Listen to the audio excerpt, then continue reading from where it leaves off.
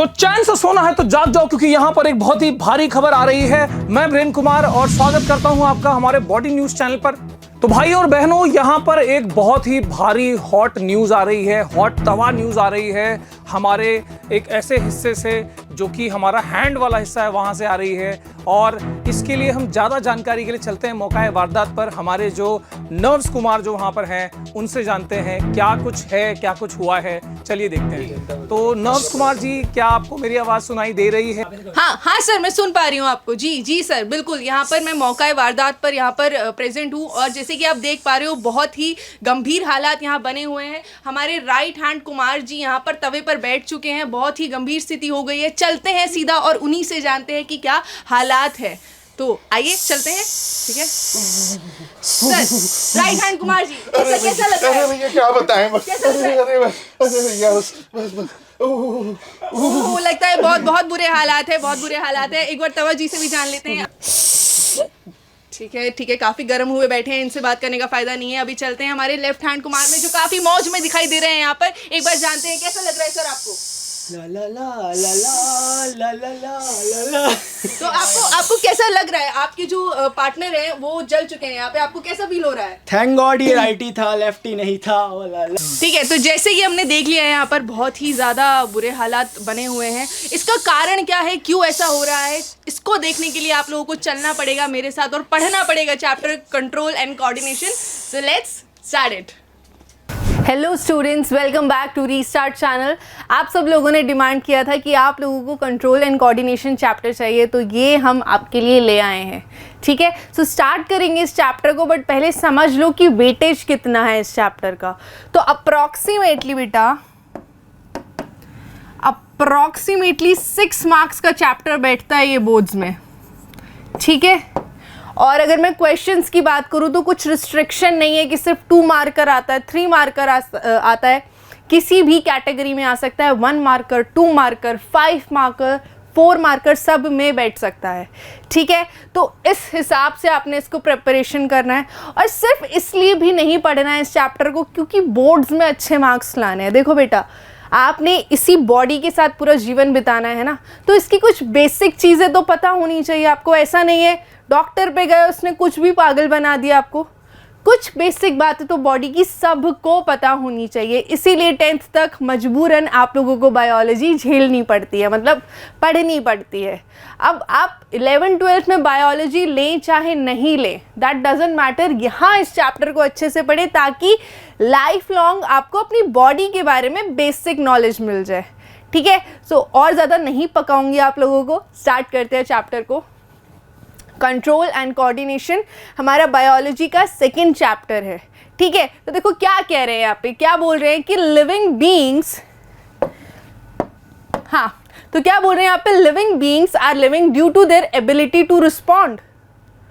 Life processes में हमने यही तो देखा था कि इन ऑर्गेनिजम्स में कुछ कॉन्टीन्यूसली ऐसी प्रोसेसेस चल रही है जो उनको ज़िंदा रखने के लिए ज़रूरी हैं। तो जितने भी ऑर्गेनिजम्स हैं उनको हम लिविंग किस बेसिस पर कैटेगराइज कर रहे हैं बेटा, क्योंकि they have the ability to respond.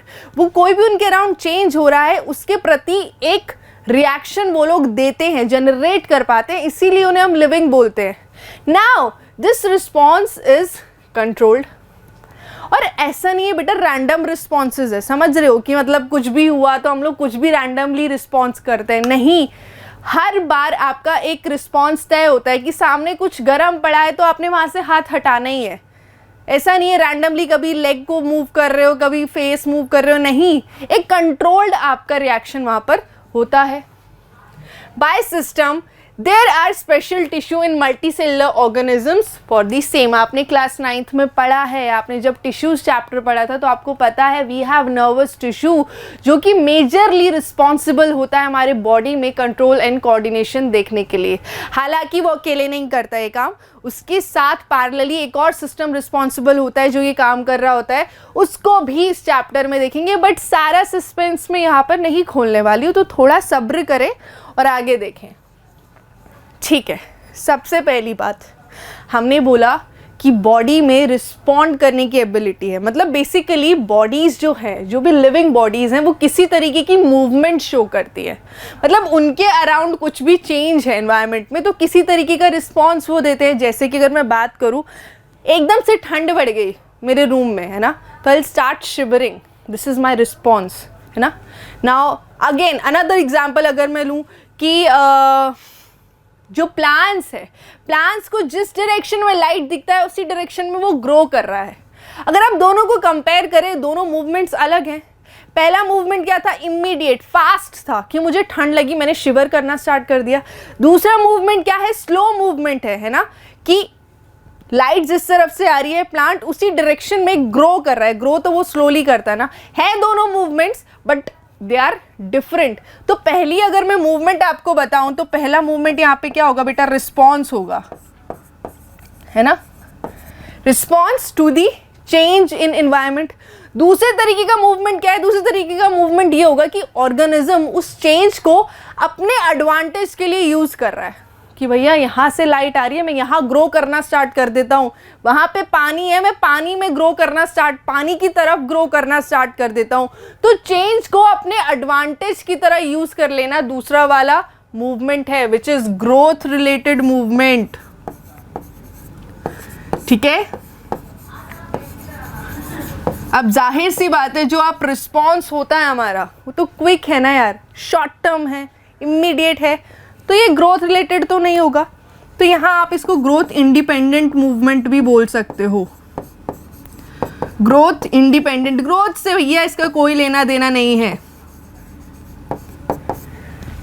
बिल्ली ने चूहा देखा, उसके पीछे भागना शुरू कर दिया, तो रिस्पॉन्स है वो ग्रोथ थोड़े है कोई, है ना।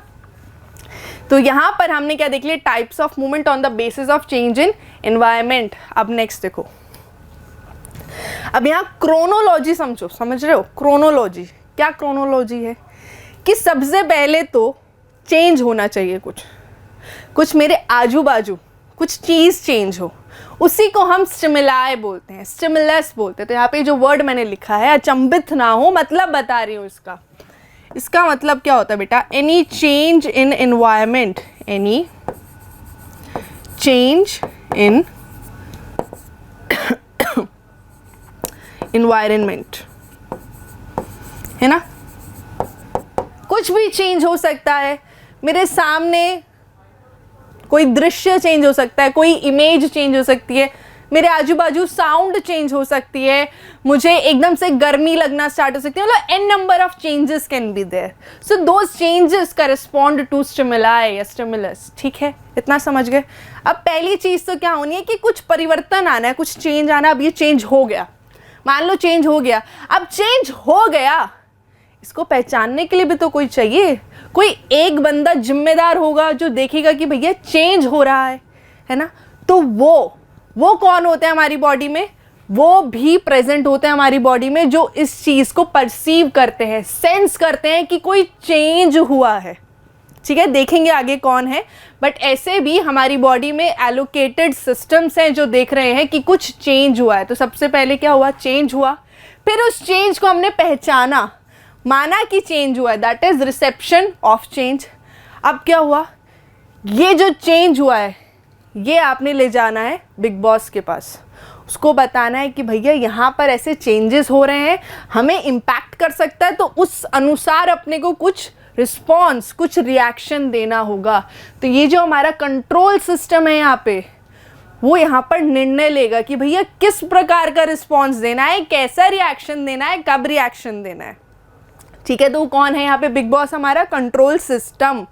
देन कंट्रोल सिस्टम जो डिसाइड करेगा वो बॉडी को बताएगा और बॉडी उस अनुसार रिस्पॉन्स देगी या फिर रिएक्शन देगी। अब यहाँ मुद्दे की बात बेटा ये है कि ये जो कंट्रोल सिस्टम है आपकी बॉडी का, ये दो तरीके का है, ये पैरेलली चल रहा होता है, पैरेलली वर्क करता है।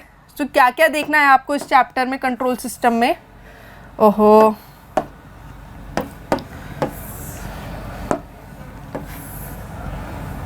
ठीक है। सो पहले टाइप का सिस्टम है बेटा आपका यहाँ पे हमारा, जो 9th में भी आप पढ़ चुके हो, nervous system. Nervous system is major control centre of our body. Major, but ऐसा नहीं है अकेले कर लेगा सब कुछ, इसको भी ज़रूरत है यार अपने साथी की।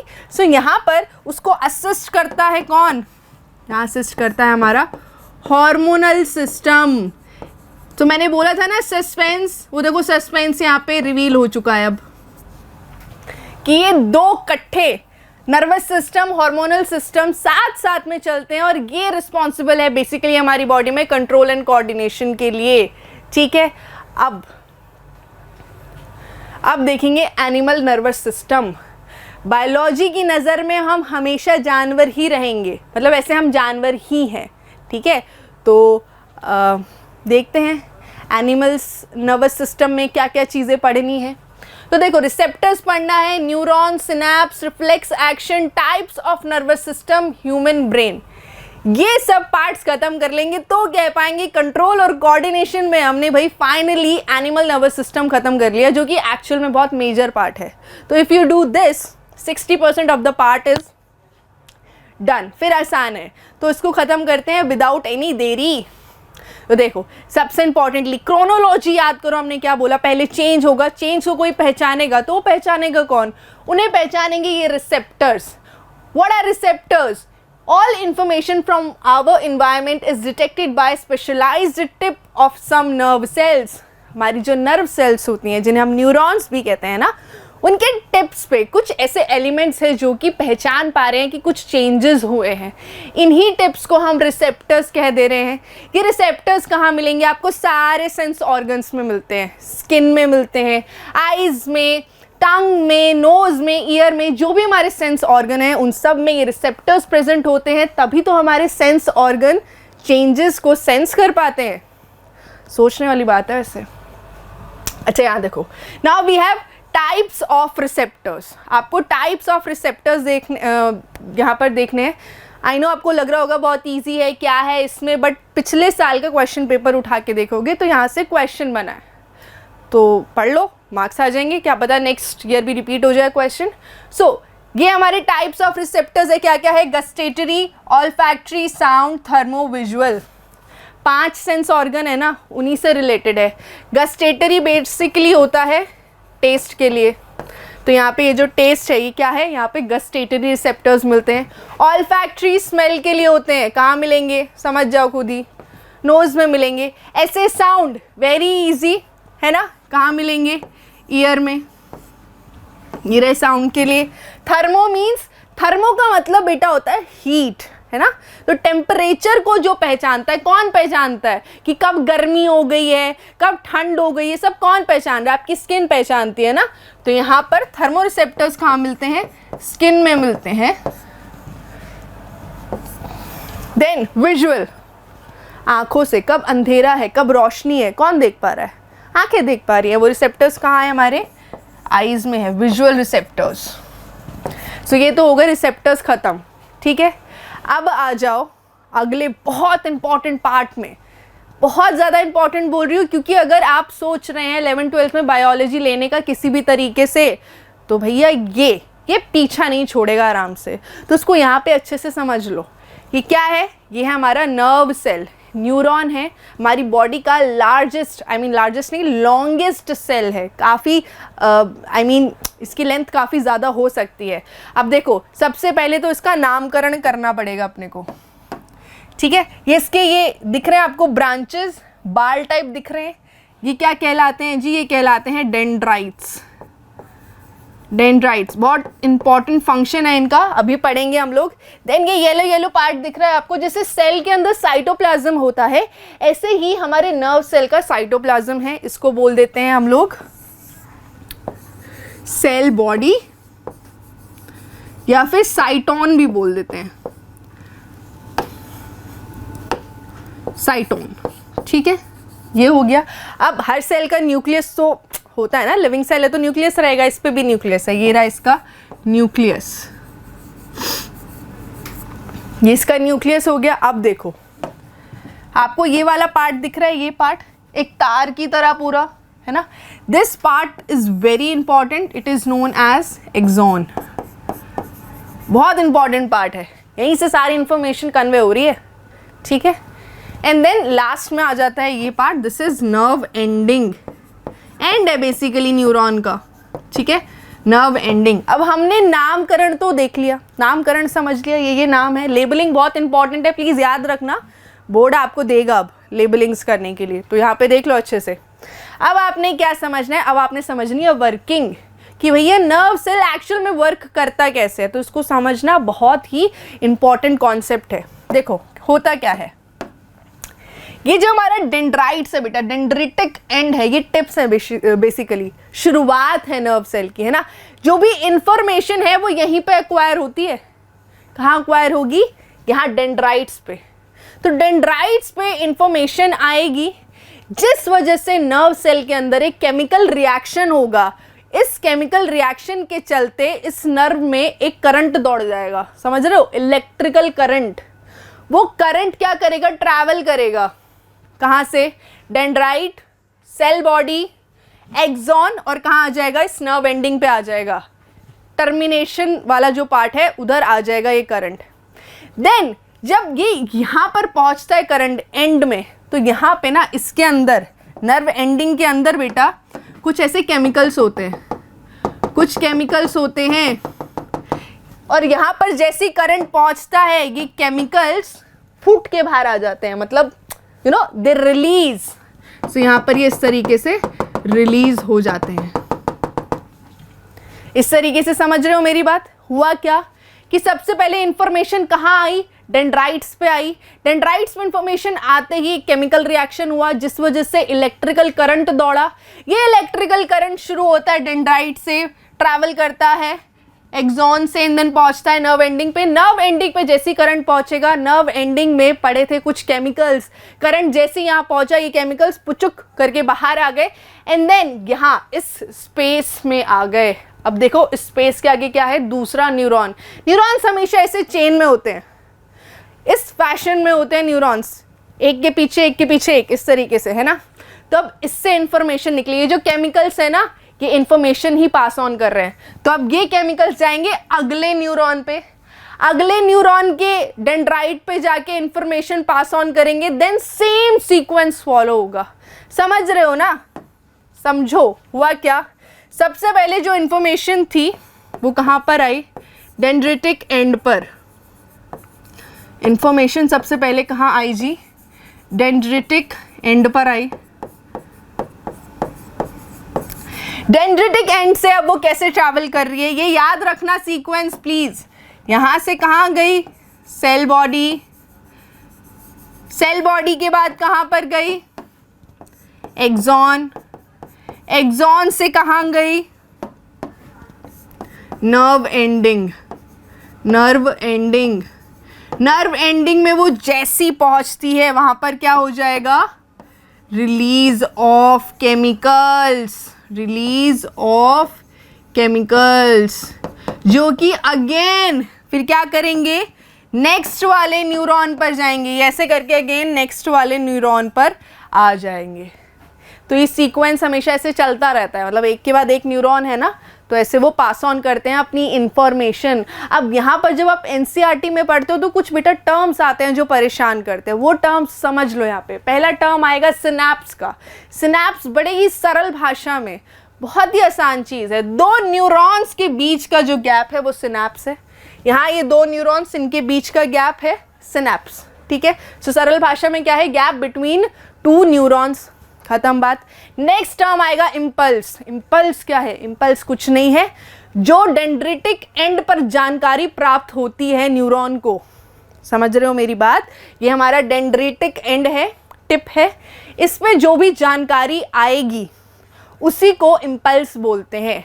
अब वो किस फॉर्म में ट्रैवल करती है, इलेक्ट्रिकल इम्पल्स के फॉर्म में ट्रैवल करती है। क्यों, मैंने आपको बोला ना, जैसे ही यहाँ पे इंफॉर्मेशन आएगी, केमिकल रिएक्शन होगा, केमिकल रिएक्शन से करंट जनरेट होगा, तो वो करंट क्या है, इलेक्ट्रिकल इम्पल्स है। तो न्यूरॉन के भीतर इंफॉर्मेशन किस फॉर्म में ट्रैवल करती है, इलेक्ट्रिकल इम्पल्स के फॉर्म में ट्रैवल करती है, याद रख लें इस बात को।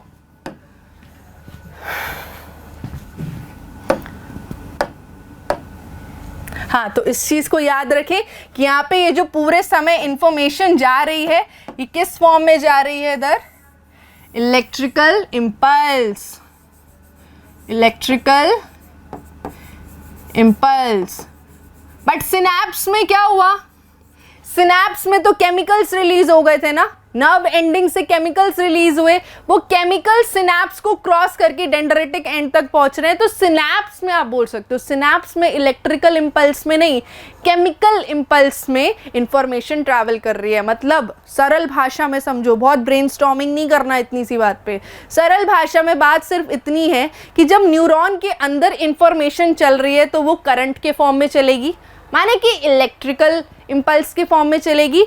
जैसे ही न्यूरॉन से बाहर निकली इंफॉर्मेशन तो वो करंट के फॉर्म में नहीं जा रही बेटा, अब वो बदल गई, अब वो केमिकल फॉर्म में जाती है। बट केमिकल फॉर्म में सिर्फ गैप तक, सिर्फ सिनैप्स तक लिमिटेड है। जैसे ही नेक्स्ट न्यूरॉन के डेंड्राइट पे वो पहुंची, अगेन करंट दौड़ गया, इलेक्ट्रिकल इंपल्स। तो ऐसे चलता है, ठीक है। I hope this part is clear. अब आगे देखो, ये डायग्राम्स आपको एनसीईआरटी में बनी हुई मिली हुई है, बट मैंने कहा कि कुछ डायग्राम्स मैंने ड्रॉ नहीं करे तो मेरे को फील नहीं आ रहा मैं बायोलॉजी पढ़ा रही, तो मैंने बना दिए फिर। अब देखो यहाँ पे ये जो डायग्राम बना है, इसमें क्या समझाने की कोशिश करिए बेटा, ये मसल फाइबर है, मसल फाइबर को टच कर रहा है ये हमारा nerve ending. This is what, this is nerve ending. तो जो न्यूरॉन से इंफॉर्मेशन पास होती है वो अलग अलग तरीके से होती है।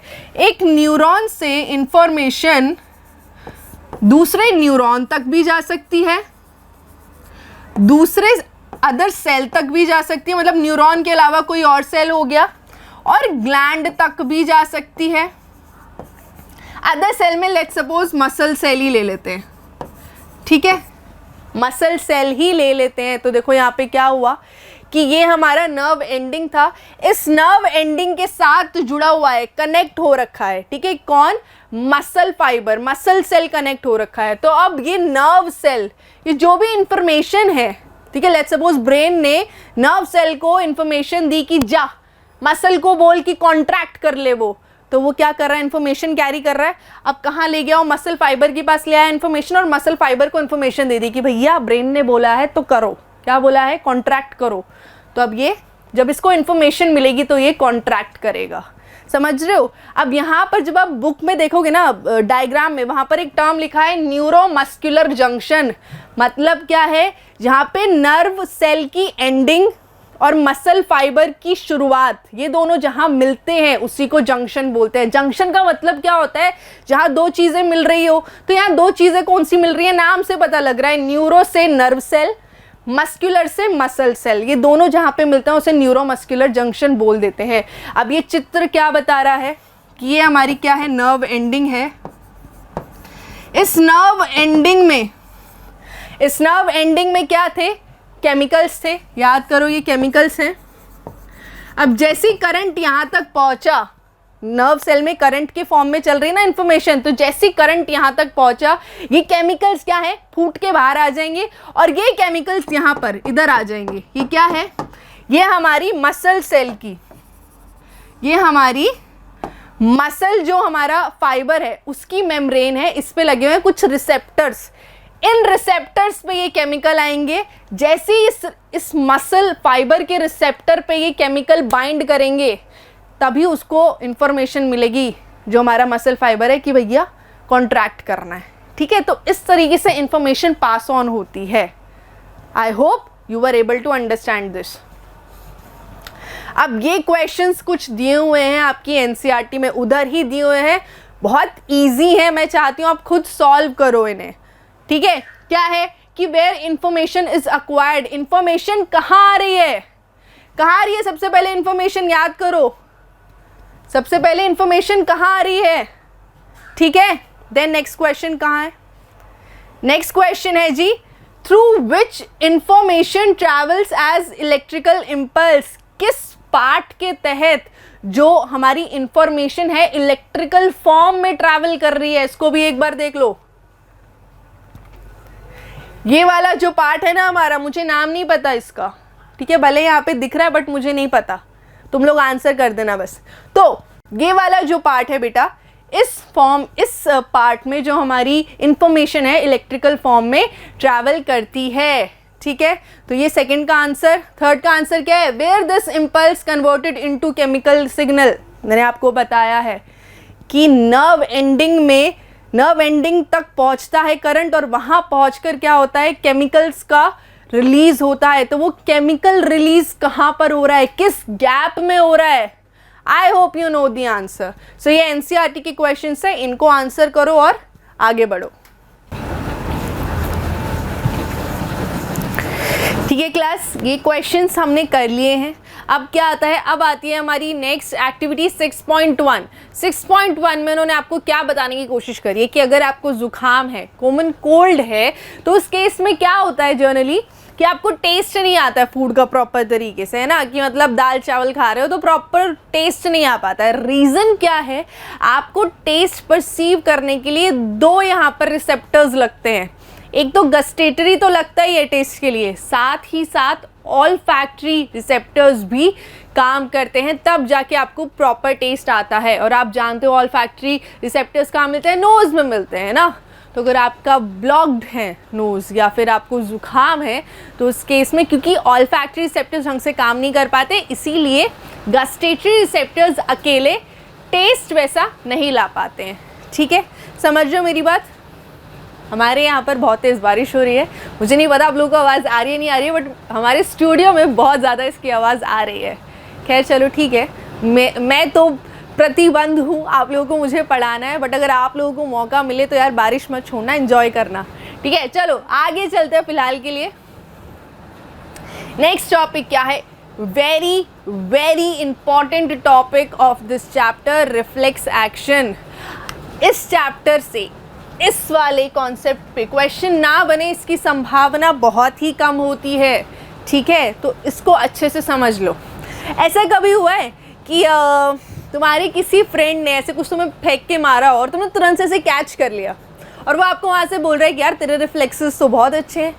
या फिर क्या हुआ कि आप और आपका फ्रेंड एक साथ रोड पर खड़े हुए थे और आपस में बात कर रहे हैं, आपका ध्यान नहीं है रोड पर, बट सामने से कोई कार आती है, फिर भी आप अपने दोस्त को हटा लेते हो, समझ रहे हो? तो वहाँ पर आपके रिफ्लेक्सेस काम कर रहे हैं कि आप एक्चुअली कॉन्शियसली सोच नहीं रहे हो उस सिचुएशन को या उस कंडीशन के बारे में सोच नहीं रहे हो, फिर भी आप वहाँ पर रिस्पॉन्स देते हो, रिएक्ट करते हो।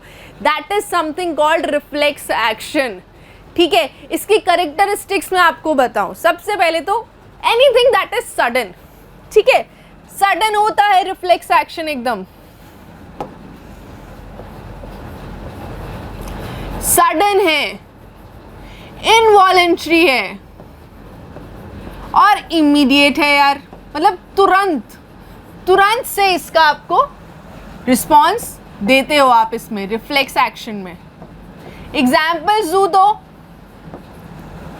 कहीं पे डस्ट है तो आप छींकने लगते हो, आंखों में डस्ट पड़ी तो आप ब्लिंक करने लगते हो, या फिर कभी डॉक्टर के यहाँ गए और वो आपके नी पर हैमर मारता है तो आप जर्क करते हो अपनी नी को, या फिर खाना देखते ही मुंह में पानी आ जाना।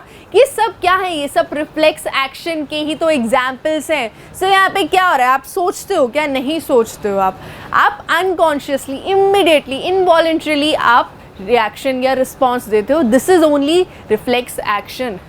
अब ये अचीव कैसे होता है, यहाँ पे कंट्रोल और कोऑर्डिनेशन कैसे हो रहा है भैया? तो देखो, यहाँ पर रिफ्लेक्स एक्शन करने के अपने पास दो मेथड है। पहला मेथड समझो, पहले मेथड में हम लोग थिंकिंग करते हैं, ठीक है। सो पहला मेथड ले लेते हैं, फर्स्ट मेथड में अपन क्या करेंगे, थिंकिंग करेंगे। देखो थिंकिंग एग्जैक्टली क्या है, बड़ी ही पेचीदा प्रोसेस है, बड़ी ही ज़्यादा पेचीदा प्रोसेस है, कॉम्प्लेक्स प्रोसेस है। यहाँ पे क्या होता है, अलग अलग न्यूरॉन्स से अलग अलग इम्पल्सेस आते हैं ब्रेन के पास। ब्रेन थिंकिंग पार्ट है ना। ओहो, सारी प्रॉब्लम्स आज ही होनी है। Just one second. Okay, I am sorry, there was some issue. Okay, now we can start resume. तो मैंने क्या बोला, हम थिंकिंग कर सकते हैं ना। थिंकिंग बहुत पेचीदा प्रोसेस है, बहुत कॉम्प्लेक्स प्रोसेस है। इसमें क्या होता है, अलग अलग जगह न्यूरॉन्स होते हैं और इन न्यूरॉन्स से इम्पल्सेस आते हैं कहाँ पर, ब्रेन के पास, because brain is the thinking tissue, right. So brain के पास ही रिस्पॉन्सेज आएंगे, उसके बाद ब्रेन इस पे सोच विचार करेगा कि भैया करना क्या है, और उसके बाद वो देगा रिस्पॉन्स, ठीक है। देन रिस्पॉन्स लेके जाएंगी कुछ हमारे न्यूरॉन्स, और जो हमारा इफेक्टर मसल है, मतलब जहाँ पर रिस्पॉन्स आना है उसको वो जाके बता देंगे। तो तुम सोच रहे हो प्रोसेस बहुत पेचीदा है कि क्या होगा। पहले तो बॉडी पार्ट्स से नर्व्स संदेशा लेकर आएंगी और किसके पास ले जाएंगी, थिंकिंग टिश्यू के पास, ब्रेन जहाँ पे थिंकिंग होनी है। ब्रेन थिंकिंग करेगा, फिर एक प्रॉपर एप्ट रिस्पॉन्स निकालेगा। फिर अगेन ये जो उसने रिएक्शन डिसाइड किया है, ये बताना भी तो है ना बॉडी पार्ट्स को जाके, तो अगेन नर्व्स के पास की संदेशा दिया, नर्व्स ले जाके दोबारा से बॉडी पार्ट को बताती हैं कि भैया ये काम कर लो तुम ना, ब्रेन ने बोला है ऐसा कर लो तो ऐसा कर लो, ठीक है। तो ये देख रहे हो कितना पेचीदा प्रोसेस है। अब यहाँ पे ब्रेन कुछ समय सोचता भी है, उसमें भी टाइम जाता है। तो भैया जब इतनी लेंदी प्रोसेस है, मान लो सामने पड़ी है फ्लेम, है ना, फ्लेम के पास आपका हाथ गलती से जा रहा है, और जब इतना टाइम लगा दिया सोचने में कि एक्चुअल में करने गए, तब तक तो हाथ आपका जल जाएगा, है ना। तो इसीलिए ये वाला तरीका नहीं कर सकते, this is not efficient, this is not useful. तो क्या करेंगे, सेकेंड मेथड लेते हैं। सेकेंड मेथड में हम क्या करेंगे, ये जो हमारी ये वाली नर्व्स है ना, ये इसको आप बोल सकते हो इनपुट नर्व्स, इसको बोल सकते हैं आउटपुट नर्व्स, है ना। मतलब लेट्स सपोज हमारी ये वाली नर्व्स हैं जिन्होंने चेंज को सेंस किया। मान लो पास में फ्लेम है, तो फ्लेम से हीट निकलती है, हीट को सेंस कर लिया इन वाली नर्व्स ने, और अब क्या करना है ये ब्रेन के पास जाके नहीं पूछा, डायरेक्टली ये जो दूसरी वाली नर्व्स हैं जो कि मसल को बताएंगी क्या करना है, उनको बोल दिया। मतलब हमने यहाँ पर ब्रेन भैया को कर दिया बीच में से रिमूव, डायरेक्टली हमने रिश्ता बना दिया यहाँ पे इन वाली नर्व्स और इन वाली नर्व्स का। ये है बेटा दूसरा तरीका, और एक्चुअल जो पाथवे है वो यही फॉलो होता है। हमारी जो इनपुट नर्व्स हैं जो कि बताएंगी कि क्या प्रॉब्लम हुई है, क्या चेंज हुआ है, उनको डायरेक्टली कनेक्ट कर देंगे उन नर्व्स से जो मसल को बताती है कि करना क्या है। इनको जब कनेक्ट कर दिया तो ये कहलाता है हमारा रिफ्लेक्स आर्क, ठीक है। Where input nerves meet output nerves forms the reflex arc, यही हमारा रिफ्लेक्स आर्क है। तो अब ये सोचो बॉडी में रिफ्लेक्स आर्क कहाँ बनता होगा, ऐसा कौन सा पॉइंट है जहाँ पे इनपुट नर्व्स आउटपुट नर्व्स से मिलती हैं। सही सोच रहे हो, स्पाइनल कॉर्ड, तो बिल्कुल सही। दूसरा तरीका होता है स्पाइनल कॉर्ड, यहाँ पर बनती है हमारी रिफ्लेक्स आर्क। यहाँ क्यों बनती है, because this is the place where first nerves meet.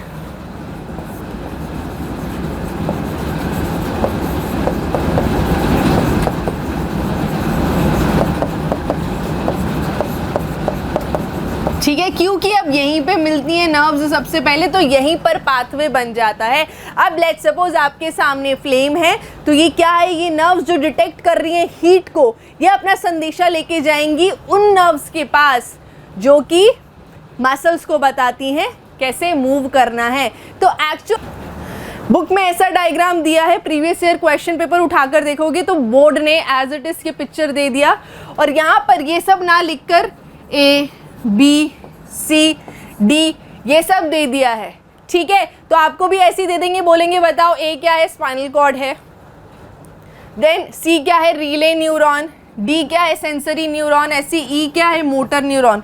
तो ऐसे आपको दे दी जाएगी डायग्राम, और उधर वहाँ पर लेबल करने को आपसे कहा जाएगा। तभी बोल रही हूँ बायोलॉजी में प्लीज़ डायग्राम्स को सीरियसली लो, अच्छे से समझो उन्हें। नर्वस सिस्टम, आपकी बॉडी में ये जो नर्वस सिस्टम है मेजर कंट्रोल कोऑर्डिनेशन जो करता है, इनके अलग अलग पार्ट्स हैं। अगर दिखाऊं, पहले डेमोन्स्ट्रेट करके दिखाना चाहूँ तो कुछ इस तरीके से दिखता है। पहला है हमारा सेंट्रल नर्वस सिस्टम, जिसमें मेन कोऑर्डिनेटिंग बॉडी आ जाती है ब्रेन और स्पाइनल कॉर्ड। क्या क्या आ जाता है, आ जाता है इधर ब्रेन और ये स्पाइनल कॉर्ड।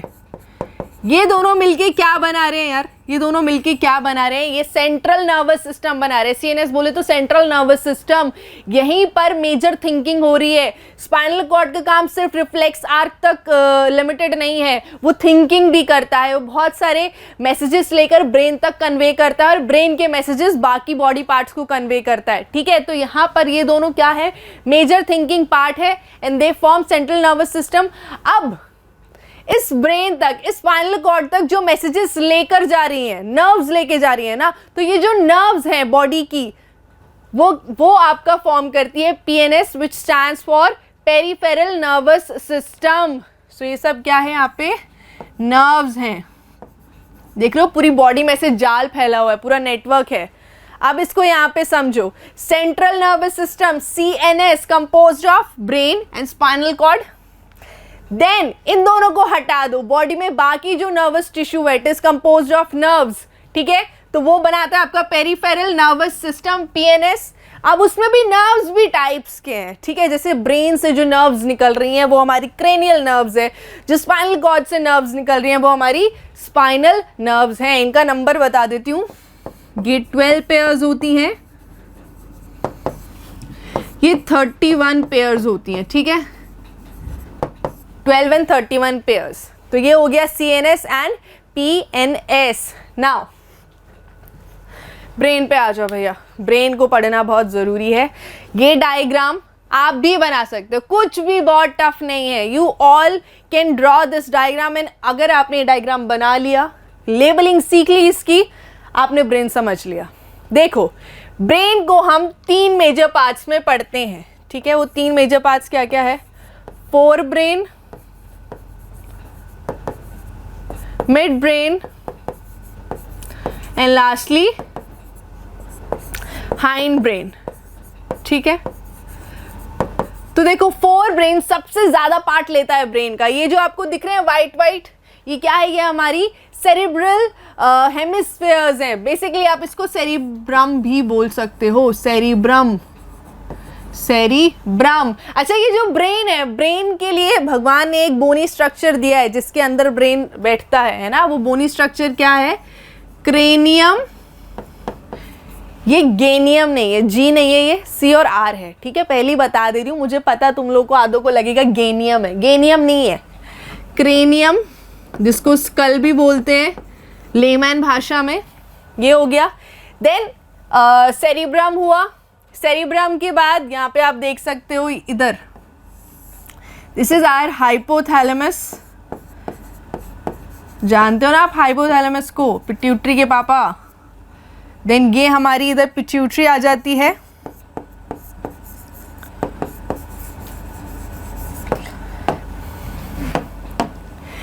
ये वाला जो पार्ट है, this forms your mid brain. ठीक है, ये मिड ब्रेन है बेटा।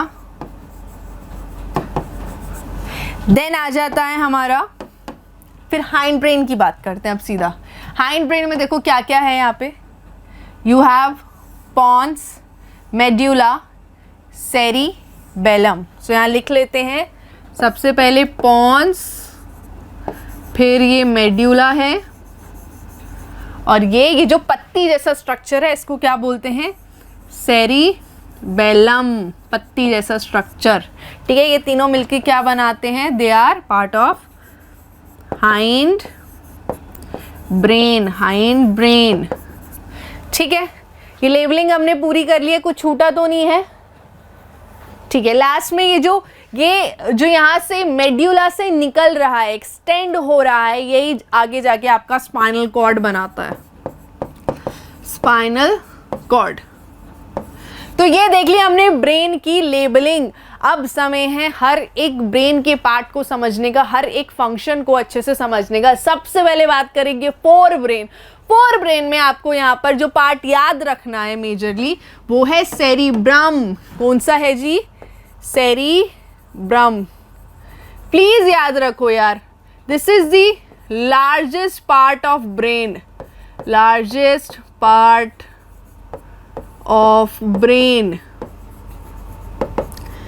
जो बेटा फोर ब्रेन है ना, उसको आप thinking part of the brain भी कह सकते हो। मतलब जो भी थिंकिंग होनी है, मतलब कुछ भी सिचुएशन आई, उस सिचुएशन में डिसाइड करना है कि आगे क्या करना है, वो कौन डिसाइड करता है? फोर ब्रेन डिसाइड करता है। तो इसको आप थिंकिंग पार्ट बोल सकते हो, थिंकिंग पार्ट।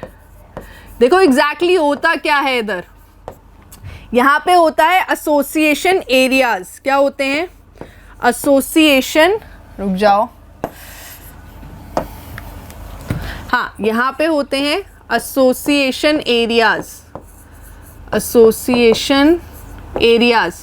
अब इधर होता क्या है, देखो सबसे पहले जो हमारी सेंसरी न्यूरॉन्स है, वो जो भी प्रॉब्लम चल रही है, समझ रहे हो? ये क्या हो गया, कैमरा की बैटरी लो। ओके, देखो तो इस चीज को समझना कि जो हमारी एसोसिएशन एरियाज होते हैं, उसमें क्या होता है, सबसे पहले जो सेंसरी न्यूरॉन्स होते हैं वो इन्फॉर्मेशन लेके आते हैं, समझ रहे हो, बताने के लिए एग्जैक्टली बॉडी में चल क्या रहा है। तो यहाँ पर हमारी सेंसरी न्यूरॉन्स इम्पल्सेस लेकर आते हैं एसोसिएशन एरियाज के पास। एसोसिएशन एरियाज में यहाँ पे मशवरा होता है, क्या करना है, क्या समस्या है, क्या दिक्कत है, सब ऐसी बातें चलती हैं। देन एक डिसीजन पे उतरते हैं कि भैया ये कर लेंगे, ठीक है। अब जो भी डिसीजन होगा उसे भी कन्वे करना होगा, तो उसको कन्वे करते हैं ये किधर, मोटर न्यूरॉन्स में, मोटर न्यूरॉन्स में। और मोटर न्यूरॉन्स अपना ये संदेशा लेके चली जाती हैं मुंह उठा के, कहाँ पर,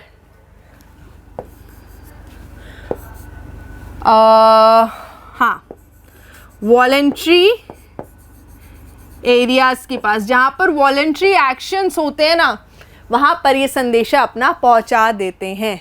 सो इस तरीके से फोर ब्रेन में आपने क्या समझा, फोर ब्रेन का पार्ट है क्या, सेरिब्रम, जो लार्जेस्ट पार्ट है। फोर ब्रेन को ही हम thinking part of the brain कहते हैं। फोर ब्रेन में एसोसिएशन एरियाज होते हैं जहां पर सेंसरी न्यूरॉन इंफॉर्मेशन लेकर आते हैं, एंड देन क्या करना है ये डिसीजन फिर वो मोटर न्यूरॉन्स को बताते हैं। Then motor neurons finally muscle cells को बताते हैं कि करना क्या है, ठीक है। यहाँ पे एक और पॉइंट बहुत इंपॉर्टेंट है, मैं कहाँ ऐड करूँ उसे, रुको मैं ऐड करती हूँ उसे, इसको हम अभी के लिए थोड़ा सा इतना कर देते हैं, है ना। अब देखो यहाँ पे एक चीज़ आपको याद रखनी है कि हंगर से एसोसिएटेड एरिया होता है प्रेजेंट फोर ब्रेन में। ध्यान से सुनो, ये क्वेश्चन आ चुका है, हंगर से एसोसिएटेड एरिया प्रेजेंट होता है फोर ब्रेन में। आपकी बुक ने बस इतना ही बोला है कि फोर ब्रेन में हंगर से एसोसिएटेड एरिया होता है। मैं आप लोगों को बता देती हूँ, टू बी प्रिसाइज वो हाइपोथैलेमस होता है, ठीक है। Hypothalamus is the area from where you actually get the feeling कि आपको भूख लगी है एंड ऑल दैट, ठीक है। सो इसको हम मेंशन कर देते हैं, हंगर एसोसिएशन एरिया कहाँ क्या होता है, हाइपोथैलेमस, ठीक है। यहाँ पर फोर ब्रेन कंप्लीट हो गया हमारा। फोर ब्रेन में और कुछ भी नहीं है जो हमने मिस आउट किया हो, चाहे अभी के अभी किताब उठाकर देख लो, कुछ भी मिस आउट नहीं हुआ है। अब आ जाओ मिड ब्रेन पे। मिड ब्रेन, खुश हो जाओ, इसमें बहुत कुछ है नहीं बताने के लिए, बहुत कुछ नहीं है इसमें। सबसे पहली चीज की इनवॉलेंट्री एक्शंस। देखो एक होते हैं हमारे सिंपल रिफ्लेक्स एक्शंस, एक होते हैं हमारे वॉलेंट्री एक्शंस जो पूरे हमारे कंट्रोल में है। इनके अलावा भी एक मूवमेंट होती है दैट इज इनवॉलेंट्री, जो हमारे बिल्कुल भी कंट्रोल में नहीं है, जो कॉन्टिन्यूसली हो रही है हमारी बॉडी में, जैसे कि आपका दिल का धड़कना, सांस लेना, और सैलिवेशन होना, वॉमिटिंग होना, ये सब आपके कंट्रोल में नहीं है, इनवॉलेंट्री एक्शंस है। इन्हें कंट्रोल करते हैं मिलके मिड ब्रेन और हाइंड ब्रेन, ठीक है। तो मिड ब्रेन का पहला फंक्शन क्या हो गया कि इनवॉलेंट्री एक्शंस ये देख रहा है। ऑल्सो इसका दूसरा फंक्शन बहुत सिंपल है, ये कनेक्ट करता है फोर ब्रेन को हाइंड ब्रेन से, connect fore brain to hind brain. ये हो गया जी, बस निपट गए तुम मिड ब्रेन में, बस इतना ही है, इससे बाहर कुछ नहीं आएगा। अब आगे चलो, अब इंपॉर्टेंट चीज पे आ रहे हैं हम लोग, अब इंपॉर्टेंट चीज पे आ रहे हैं हाइंड ब्रेन, जहां पर ये पार्ट्स हैं हम लोगों के, पॉन्स, मेड्यूला, देन सेरिबेलम। तो एक एक को समझना है। मेड्यूला की बात करूं स्पेसिफिकली, मेड्यूला आपकी मैनेज करती है ब्लड प्रेशर, इनवॉलेंट्री एक्शंस देखता है ना हाइंड ब्रेन, देन उसमें क्या क्या आएगा, ब्लड प्रेशर, आपका सैलिवेशन, वॉमिटिंग, ये सब कौन देख रहा है, मेड्यूला देख रहा है। ये आपको पता होना चाहिए बाय हार्ट, क्वेश्चन उठ के आ जाएगा, आपको फंक्शन दे देंगे, पूछेंगे विच part of the brain is responsible for this, तो आपको पता होना चाहिए। मेड्यूला की बात होगी। पॉइंट्स में हमें कोई फंक्शन नहीं दिया, देन हमें फंक्शन दिया गया है सेरिबेलम का। अक्सर बच्चे कंफ्यूज हो जाते हैं सेरिबेलम और सेरिब्रम में। देखो जिसकी छोटी स्पेलिंग है ना, सेरिब्रम, ब्रम छोटी स्पेलिंग है, बेलम लंबी स्पेलिंग है। जिसकी छोटी स्पेलिंग है वो एक्चुअल में largest part of the brain है और फोर ब्रेन का पार्ट है, याद रखना ऐसे। छोटी स्पेलिंग है मतलब वो लार्जेस्ट पार्ट है और फोर ब्रेन का पार्ट है, तो सेरिब्रम फोर ब्रेन का पार्ट है, सेरिबेलम ये पार्ट किसका है, हाइंड ब्रेन का है। ठीक है, इसमें आपको एकदम स्ट्रेट क्वेश्चन आता है कि भैया बताओ balance, precision and posture of body, इसके लिए कौन रिस्पॉन्सिबल है, सेरिबेलम है। अगर कोई इंसान ने बहुत ज़्यादा अल्कोहल कंज्यूम किया है, आप उसे बोलो सीधी लाइन में चलो तो वो नहीं चल पाता है। क्यों नहीं चल पाता है, उसका सेरिबेलम इम्पैक्टेड होता है, इसीलिए नहीं चल सकता सीधी लाइन में। तो जो आप सीधे लाइन में से चल सकते हो ना, this is all because of cerebellum. या आपकी बॉडी का जो पोस्चर है ना, दिस इज द पोस्चर, ये किसकी वजह से रिस्पॉन्सिबल है, सेरिबेलम की वजह से। और प्रिसीजन समझ रहे हो, एकदम एप्ट। सो इन सब चीज़ों के लिए सेरिबेलम रिस्पॉन्सिबल है। यहाँ पर जितनी चीज़ लिखवाई गई है आपको, ठीक है, जितनी भी चीज़ें ये आपको लिखवाई गई हैं, इससे बाहर कुछ नहीं आएगा। तो इसको अच्छे से देख लो, इसको अच्छे से समझ लो। नाउ नेक्स्ट टॉपिक आपका आ जाता है कि ये जो इंपॉर्टेंट हमारे ऑर्गन्स है, ब्रेन की बात कर रही हूँ, स्पाइनल कॉर्ड की बात कर रही हूँ, तो ये कैसे प्रोटेक्टेड होते हैं, इनको प्रोटेक्शन भी दी है ना बोनी स्ट्रक्चर के थ्रू। जैसे अगर मैं ब्रेन की बात कर रही हूँ तो आप जानते हो ब्रेन में क्या प्रेजेंट होता है, ब्रेन किस में प्रेजेंट होता है, so it's present in cranium. Again तुम लोग गेनियम ही समझ लोगे, अलग ही लिख देती हूँ, क्रेनियम जिसे हम स्कल भी बोलते हैं। एंड देन सिर्फ यहाँ तक लिमिटेड नहीं है, इस क्रेनियम के अंदर भी कुछ लेयर्स होती हैं जिन्हें हम मेनिंजेस बोलते हैं। इन मेनिंजेस के अंदर फ्लूइड होता है, ठीक है, जैसे मैं दिखाती हूँ आप लोगों को। ये ब्रेन है, ब्रेन में देखो मैंने ये 3 लेयर्स बनाई हैं, ये 3 मेनिंजेस हैं। और इन मेनिंजेस में फ्लूइड भी होता है, पानी भी होता है, जिसको हम सेरिब्रोस्पाइनल फ्लूइड बोलते हैं, CSF बोलते हैं।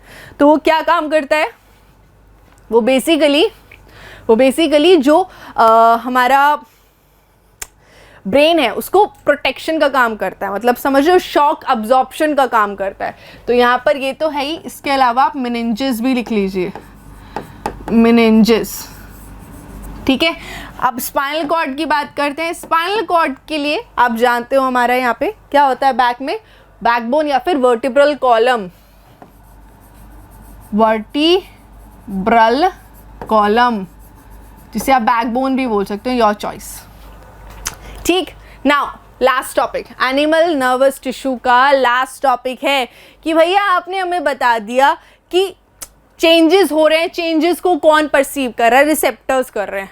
रिसेप्टर्स से इंफॉर्मेशन लेके कौन जा रहा है, सेंसरी न्यूरॉन्स लेके जा रहे हैं। कहाँ लेके जा रहे हैं, जहाँ पर एक्चुअल थिंकिंग होगी, ब्रेन में होगी। ब्रेन से कौन लेके आ रहा है संदेशा कि क्या कैसे रिएक्ट करना है, मोटर न्यूरॉन्स लेके आ रहे हैं। कौन करेगा, फाइनल काम किसका है, मसल का है। तो थोड़ा मसल को भी जान लेते हैं। How does nervous tissue cause action, ये नर्वस टिश्यू एक्शन कैसे करवा पाएगा, ऑब्वियसली मसल्स की वजह से करवा पाएगा ना। तो देख लेते हैं मसल्स को। मसल्स देखो जी, मसल्स में होते हैं हमारे special contractile proteins. Muscles have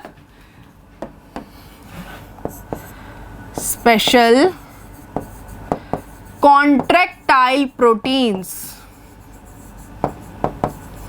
अब इन कॉन्ट्रैक्टाइल प्रोटीन्स की अरेंजमेंट इस तरीके से होती है कि आपका एक मसल शॉर्टन होता है, दूसरा मसल लेंथन होता है। मतलब ये ना पेयर्स में काम कर रहे हैं और एंटागोनिस्टिक मूवमेंट है, मतलब कि विपरीत मूवमेंट है। अगर एक मसल एलोंगेट हो रहा है तो दूसरा मसल शॉर्टन होगा। यहाँ पर देखो, यहाँ पर देखो, आप जानते हो, जो लड़के हैं उन्हें तो बिल्कुल पता है बाइसेप ट्राइसेप्स क्या होता है, मुझे बताने की जरूरत नहीं है, बट फिर भी देख लो क्या होता है। बाइसेप्स कॉन्ट्रैक्ट कर रहा है, शॉर्टन हो रहा है, और जो ट्राइसेप्स हैं वो हमारे एलोंगेट हो रहे हैं। जब ये हो रहा है तब जो आपका ये आर्म है ये उठ पा रहा है। तो ये आर्म उठने के पीछे क्या कारण है कि दोनों मसल्स पेयर में काम कर रहे हैं, one will contract, one will relax. And then जब आपको उसे नीचे करना है, एक्सटेंड करना है, तब क्या होगा, ट्राइसेप्स उल्टे काम, ट्राइसेप्स कॉन्ट्रैक्ट करेंगे, बाइसेप्स रिलैक्स करेंगे, तब आपका हाथ नीचे आ पा रहा है। समझ रहे हो? So muscles work in pairs, muscles work in pairs in opposite direction या ऑपोजिट वे, ठीक है, एंटागोनिस्टिक होते हैं एक दूसरे से। सो हमारे मसल्स में मूवमेंट कैसे हो पा रही है? मूवमेंट हो पा रही है जब वो अपनी शेप चेंज कर पाते हैं ना, शॉर्ट होते हैं या एलोंगेट होते हैं। और वो किसकी वजह से अपनी शेप चेंज कर पा रहे हैं? कॉन्ट्रैक्टाइल प्रोटीन्स की वजह से, उनके अंदर होते हैं, ठीक है। बस इतनी सी बात, यहाँ पर हमने एनिमल नर्वस टिश्यू खत्म कर लिया है। अब एक बार इन क्वेश्चंस पे भी नजर मार लेते हैं। आपके इन टेक्स्ट क्वेश्चंस है, देखते हैं क्या क्या क्वेश्चंस है। पहला क्वेश्चन है, what is the difference between reflex action and walking. मैं आपको पूरे आंसर्स यहाँ नहीं बताऊंगी, बट शॉर्ट में समझा सकती हूँ। आप जानते हो रिफ्लेक्स एक्शन क्या है? इनवॉलेंट्री है। वॉकिंग क्या है? वॉलेंट्री है। ये वन पॉइंट मैंने आपको बता दिए, आगे के पॉइंट्स आपको खुद बनाने होंगे। Then what happens at the synapse between two neurons. Synapse क्या है? गैप है दो न्यूरॉन्स के बीच में। आप जानते हो एक न्यूरॉन के एंड से क्या निकलते हैं? केमिकल्स रिलीज होते हैं। वो केमिकल सिनैप को क्रॉस करके जो नेक्स्ट वाला न्यूरॉन है उसके डेंड्राइट्स पे जाते हैं, एंड देन दोबारा से इम्पल्स को जनरेट करते हैं। यही होता है। देन नेक्स्ट क्वेश्चन क्या है? Which part of the brain maintain posture and equilibrium. याद करो, पोस्चर, सीधी लाइन में चलना, cerebellum, easy. How do we detect the smell of an agarbatti. कौन से रिसेप्टर्स यहाँ पे इन्वॉल्व हैं? नोज वाले, olfactory. Then what is the role of brain in reflex action. So obviously brain has no role in reflex action, but whatever situation comes or whatever responses are taken, the message is delivered to the brain. भैया वो बाप है सबका, भले वो involve नहीं है reflex action में, बट उसको सारी खबर है क्या चल रहा है बॉडी में। समझ में आ रही है? ठीक है। तो यहाँ नर्वस टिश्यू हमने एनिमल्स का ख़त्म कर लिया है। अब एनिमल्स की बात कर ली है तो थोड़ी पौधों की भी बात करेंगे ही। तो 5 मिनट का ले लो ब्रेक, फिर करते हैं पौधों की बात। ठीक है? ठीक है क्लास, वापस आ जाओ, कंटिन्यू करेंगे अब हम। ठीक है, हम लोगों ने कंप्लीट कर लिया है एनिमल नर्वस टिश्यू। अब अपन आ रहे हैं प्लांट्स में। तो प्लांट्स में भी तो कंट्रोल और कोऑर्डिनेशन देखना है ना। तो प्लांट्स में कंट्रोल और कोऑर्डिनेशन देखेंगे, बट एक बात बताओ, प्लांट्स में नर्वस टिश्यू नहीं है, प्लांट्स में मसल्स भी नहीं है, तो वो कोई मूवमेंट कैसे शो करते हैं? मैं आपको 2 एग्जांपल्स देती हूँ यहाँ पर। ठीक है, एग्जांपल्स देखो एक बारी।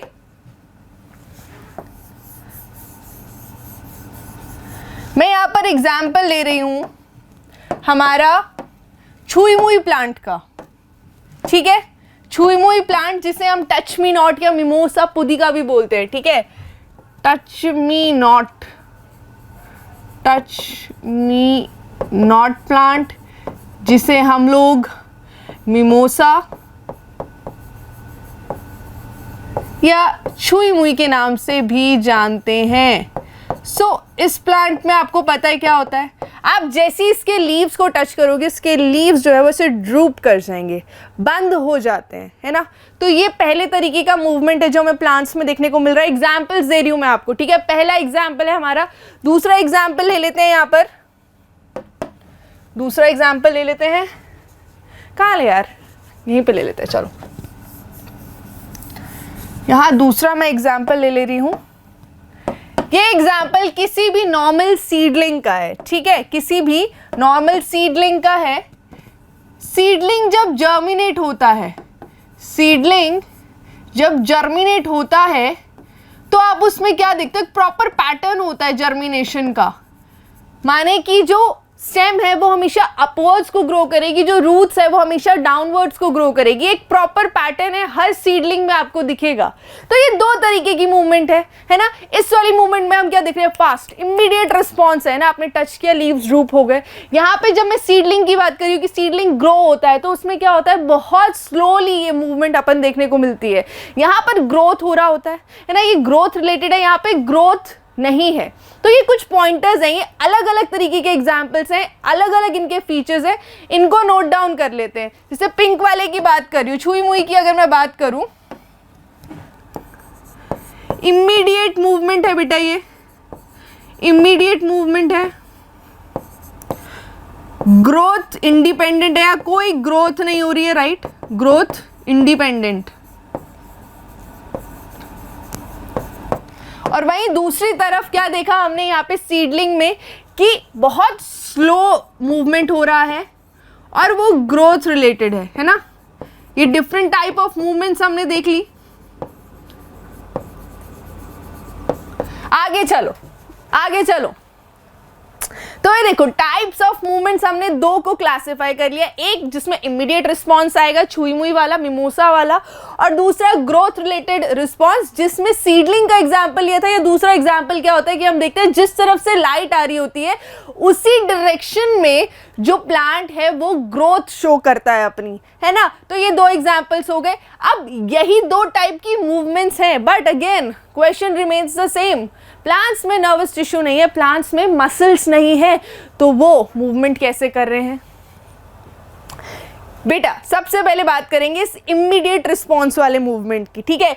इसको हम लोग नेस्टिक मूवमेंट भी बोलते हैं। क्या बोलते हैं, नेस्टिक मूवमेंट। ये वर्ड आपको एनसीईआरटी में नहीं मिलेगा, बट डजेंट मीन कि अपन को पढ़ना नहीं है, अपने को पता नहीं होना चाहिए। So we should know nastic movement, ठीक है। तो जो मैं आपको एग्जाम्पल दे रही हूँ छुई मुई का, मिमोसा का, वो एक टिपिकल हमारी नेस्टिक मूवमेंट है जिसमें टच इन्वॉल्व है, कि टच स्टिमुलस की तरह काम कर रहे हैं। जहां पर भी हम टच करेंगे लीव्स को वहां से वो ड्रूप होना स्टार्ट हो जाते हैं, ठीक है। अब देखो अब क्या होना है, समझते हैं कि ये रिस्पॉन्स एक्चुअल में आना कैसे है ना, कैसे रिस्पॉन्स आना है, क्योंकि अभी हमने बोला नर्वस टिश्यू नहीं है, मसल्स नहीं है, तो ये रिस्पॉन्स आएगा कैसे। देखो सबसे पहले तो इस चीज को समझो, अगर मैं यहाँ टच कर रही हूँ लीव्स को, है ना, तो ऐसा नहीं है कि सिर्फ यहीं तक लिमिटेड है वो रिस्पॉन्स तो पूरे प्लांट्स में, मतलब पूरे प्लांट में आ जाएगा ना, उसके सारे लीव्स ड्रूप कर जाएंगे। ऐसा ही हम लोग ऑब्जर्व करते हैं। तो यहाँ पे देखो पॉइंट्स में डिफरेंस है, टच किया मैंने यहाँ पर, बट यहाँ तक सारे जो लीव्स है वो ड्रूप कर गए। तो मतलब कि जो असर है स्टिमुलस का वो पूरे यहाँ तक फैल रहा है। मतलब ये पॉइंट्स अलग अलग है, जहाँ पे स्टिमुलस मिला वो अलग है, जहाँ तक इफेक्ट हो रहा है वो अलग है। माने कि किसी तरीके से यहाँ पर जो चेंज हुआ है वो मूव करना होगा, वो ट्रांसपोर्ट होना होगा, कन्वे होना होगा बाकी के रीजन्स में। तो ये कैसे करते हैं प्लांट्स, देखो प्लांट्स पहला तरीका, जब उन्हें कन्वे करनी है कोई चीज़ तो उसके लिए वो भी इलेक्ट्रिकल केमिकल इम्पल्सेस को यूज़ करते हैं। मतलब इलेक्ट्रिकल केमिकल वे को वो भी यूज़ करते हैं, इलेक्ट्रिकल केमिकल मीन्स वो भी यूज करते हैं। बस दिक्कत यह है कि उनके पास इसके लिए कोई स्पेशलाइज्ड टिश्यू नहीं है, कोई नर्वस टिश्यू नहीं है, हालांकि वो भी इसको यूज कर रहे हैं, जिसकी वजह से उनका जो कम्युनिकेशन है वो स्लो हो जाता है। सो यहाँ पे कंप्लीट लिख देते हैं, they do not have specialized tissue for it, specialized tissue for it। अब देखो यहाँ पे ये काम हो गया। इस इलेक्ट्रिकल केमिकल वे से उन्होंने डिटेक्ट कर लिया कि स्टिमुलस आया है और उसको दूसरे सेल्स तक पहुंचा भी दिया। ये काम हो गया। अब फाइनल काम क्या है? फाइनल काम है सेल्स में, जो सेल्स हैं, है ना, उनको अपना शेप चेंज करना रहेगा। अब हम जब एनिमल्स में देख रहे थे, एनिमल्स में मसल्स जब अपना शेप चेंज कर रहे थे, तो हमने वहां पे क्या देखा कि वहां पे कॉन्ट्रैक्टाइल प्रोटीन्स हैं, जिनकी अरेंजमेंट की वजह से मसल्स कॉन्ट्रैक्ट और रिलैक्स करते हैं और मूवमेंट कर पाते हैं। यहाँ मसल्स नहीं है, यहाँ कोई कॉन्ट्रैक्टाइल प्रोटीन्स भी नहीं है, तो यहाँ पर सेल्स कैसे मूवमेंट कर रहे हैं? यहाँ पर amount of water will decide कि कब सेल को स्वेल करना है और कब सेल को श्रिंक कर जाना है। तो समझ रहे हो यहाँ पे फैक्टर क्या है? यहाँ डिसाइडिंग फैक्टर, फाइनल जो मूवमेंट करेगा वो कौन करेगा? सेल करेगा। कैसे करेगा? बाय चेंजिंग शेप, है ना, by changing its shape. But क्योंकि अभी हमने बोला सेल के पास कोई मसल्स नहीं, कोई कॉन्ट्रैक्टाइल प्रोटीन्स नहीं है जो हमें एनिमल्स में देखने को मिल रहे थे, ये यहाँ पर कैसे काम कर रहे हैं? By changing the amount of water in them, by changing the amount of water in them. ठीक है, अगर सेल में ज्यादा पानी आ गया तो सेल स्वेल कर जाएगा, जैसे बलून में आप पानी भरते हो तो वो स्वेल कर जाता है, ऐसे ही जब सेल में से पानी निकल जाएगा तो सेल श्रिंक हो जाएगा। तो इस तरीके से वो स्वेल और श्रिंक होकर मूवमेंट शो करते हैं। ठीक है, so this was about nastic movement. I hope it's clear, this is important here. ठीक है, सो इमीडिएट रिस्पॉन्स वाले मूवमेंट्स क्या कहलाते हैं? नेस्टिक मूवमेंट्स कहलाते हैं। प्लीज नोट डाउन कर लीजिए इसको।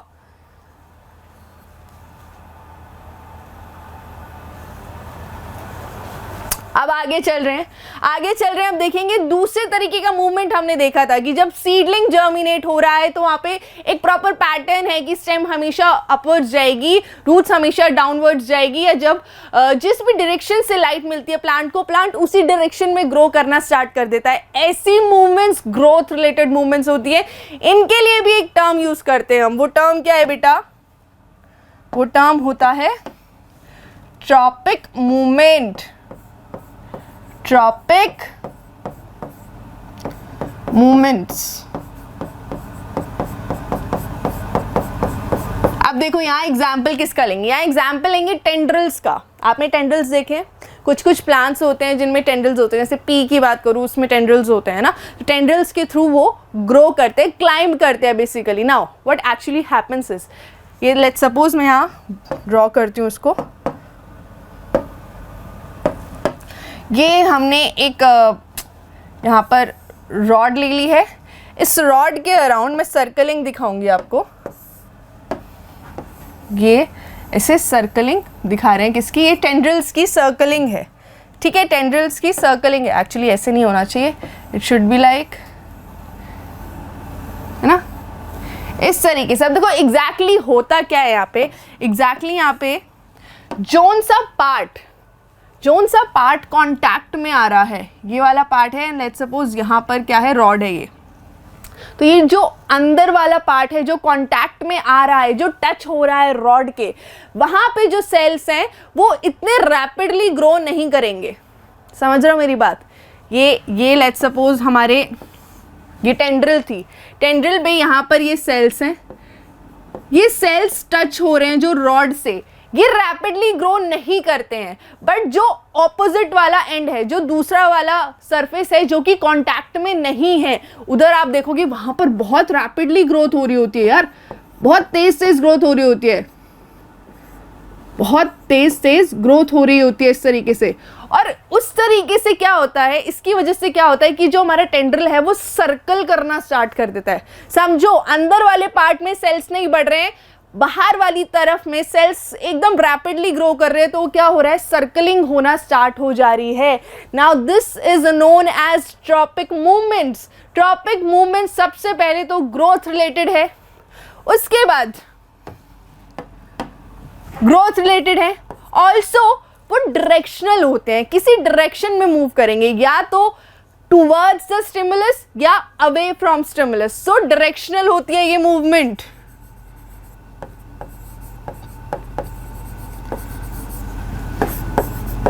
अवे या टुवर्ड्स स्टिमुलस, ठीक है। I hope you know the stimulus. यहाँ पे स्टिमुलस कुछ भी हो सकता है, यहाँ पे ग्रेविटी स्टिमुलस हो सकती है, लाइट स्टिमुलस हो सकती है। इसके बेसिस पे आपको अलग अलग ट्रॉपिक मूवमेंट्स देखने को मिलती हैं, ठीक है। देखो ट्रॉपिक मूवमेंट्स कौन कौन सी है अपने पास। फोटोट्रॉपिक मूवमेंट है,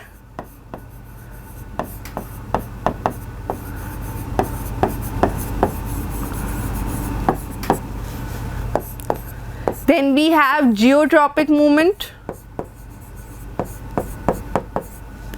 then we have hydrotropic, and lastly we have chemotropic movement. आपको सबसे पहले इनमें स्टिमुलस पता होना चाहिए। जब मैं फोटोट्रॉपिक मूवमेंट की बात कर रही हूँ तो फोटो आप बहुत अच्छे से जानते हैं, इतनी बायोलॉजी आप पढ़ चुके हैं कि आपको पता है फोटो का मतलब क्या होता है। फोटो का मतलब होता है लाइट। तो लाइट भी ट्रिगर करती है प्लांट को।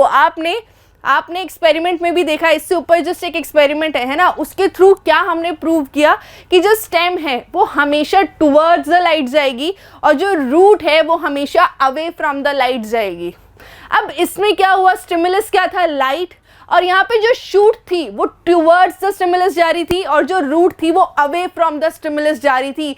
इस केस में भी आपको एक चीज याद रखनी है, अगर टुवर्ड्स द स्टिमुलस है तो वो पॉजिटिव ट्रॉपिक मूवमेंट होगी, पॉजिटिव ट्रॉपिज्म होगा, और अगर वो अवे फ्रॉम स्टिमुलस है तो वो नेगेटिव ट्रॉपिज्म होगा। माने कि जो हमारी शूट थी, जो स्टेम थी, वो टुवर्ड्स द स्टिमुलस जा रही थी, माने वो पॉजिटिव फोटोट्रॉपिक मूवमेंट कर रही थी। जो रूट थी हमारी वो अवे फ्रॉम लाइट जा रही थी, है ना, अवे, तो वो क्या कर रही है, नेगेटिव फोटोट्रॉपिक मूवमेंट दिखा रही थी। ऐसी जियोट्रॉपिक में, जियोट्रॉपिक भी ग्रेविटी भी एक स्टिमुलस का काम करती है। और आप क्या देखते हो, जो स्टेम है, स्टेम हमेशा नेगेटिवली जियोट्रॉपिक होती है, और जो रूट है वो हमेशा क्या होती है, टुवर्ड्स द ग्रेविटी जाती है ना, तो वो पॉजिटिवली जियोट्रॉपिक मूवमेंट शो करती है। ऐसी हाइड्रो की बात करें, हाइड्रो के केस में आपको पता है रूट्स बहुत डीप ग्राउंड में जाती है, किसकी सर्च में, पानी की सर्च में, है ना। हाइड्रो में तो पानी ही तो स्टिमुलस है। अच्छा इसमें ये देख लो, जियो में क्या स्टिमुलस था, ग्रेविटी स्टिमुलस था, है ना। या तो इसके टुवर्ड्स जा रहे थे रूट्स, या फिर इसके अगेंस्ट जा रही थी कौन, शूट सिस्टम। ऐसी हाइड्रोट्रॉपिक में स्टिमुलस क्या है, वाटर। तो जो बेटा रूट्स हैं हमारी, roots are always positively hydrotropic movement show करती हैं, ठीक है, पॉजिटिव। अब बात करते हैं कीमोट्रॉपिक, नाम से समझ पा रहे हो आप, यहाँ पे केमिकल इन्वॉल्व्ड है ना, केमिकल स्टिमुलस है। अब इसका भी एक बहुत बेहतरीन एग्जाम्पल आपकी एनसीईआरटी ने दे रखा है। क्या एग्जाम्पल है कि देखो पॉलिनेशन के वक्त क्या होता है, पॉलन जो है आता है कहाँ पर लैंड करता है, स्टिग्मा पे लैंड करता है। अब यहाँ पे पॉलन और स्टिग्मा के बीच में कुछ इंटरैक्शन होता है। अगर स्टिग्मा ने मान लिया कि ये पॉलन हमारे लिए सही है, वायबल है, तो क्या होगा, वहाँ पर पॉलन में से पॉलन ट्यूब निकलती है। वो पॉलन ट्यूब किसी भी डायरेक्शन में ग्रो नहीं करती है, वो ओव्यूल्स के डायरेक्शन में ग्रो करती है। और वो कैसे, क्योंकि ओव्यूल्स कुछ ऐसे केमिकल्स रिलीज करते हैं जिसको आइडेंटिफाई करके जो पॉलन ट्यूब है उसी डायरेक्शन में ग्रो करती है। सो पॉलन ट्यूब का ओव्यूल्स के टुवर्ड्स ग्रो करना एग्जाम्पल किसका हो जाएगा, कीमोट्रॉपिक मूवमेंट का। आई होप ये सारे हम लोगों को क्लियर हो गए। एक बार देख लो,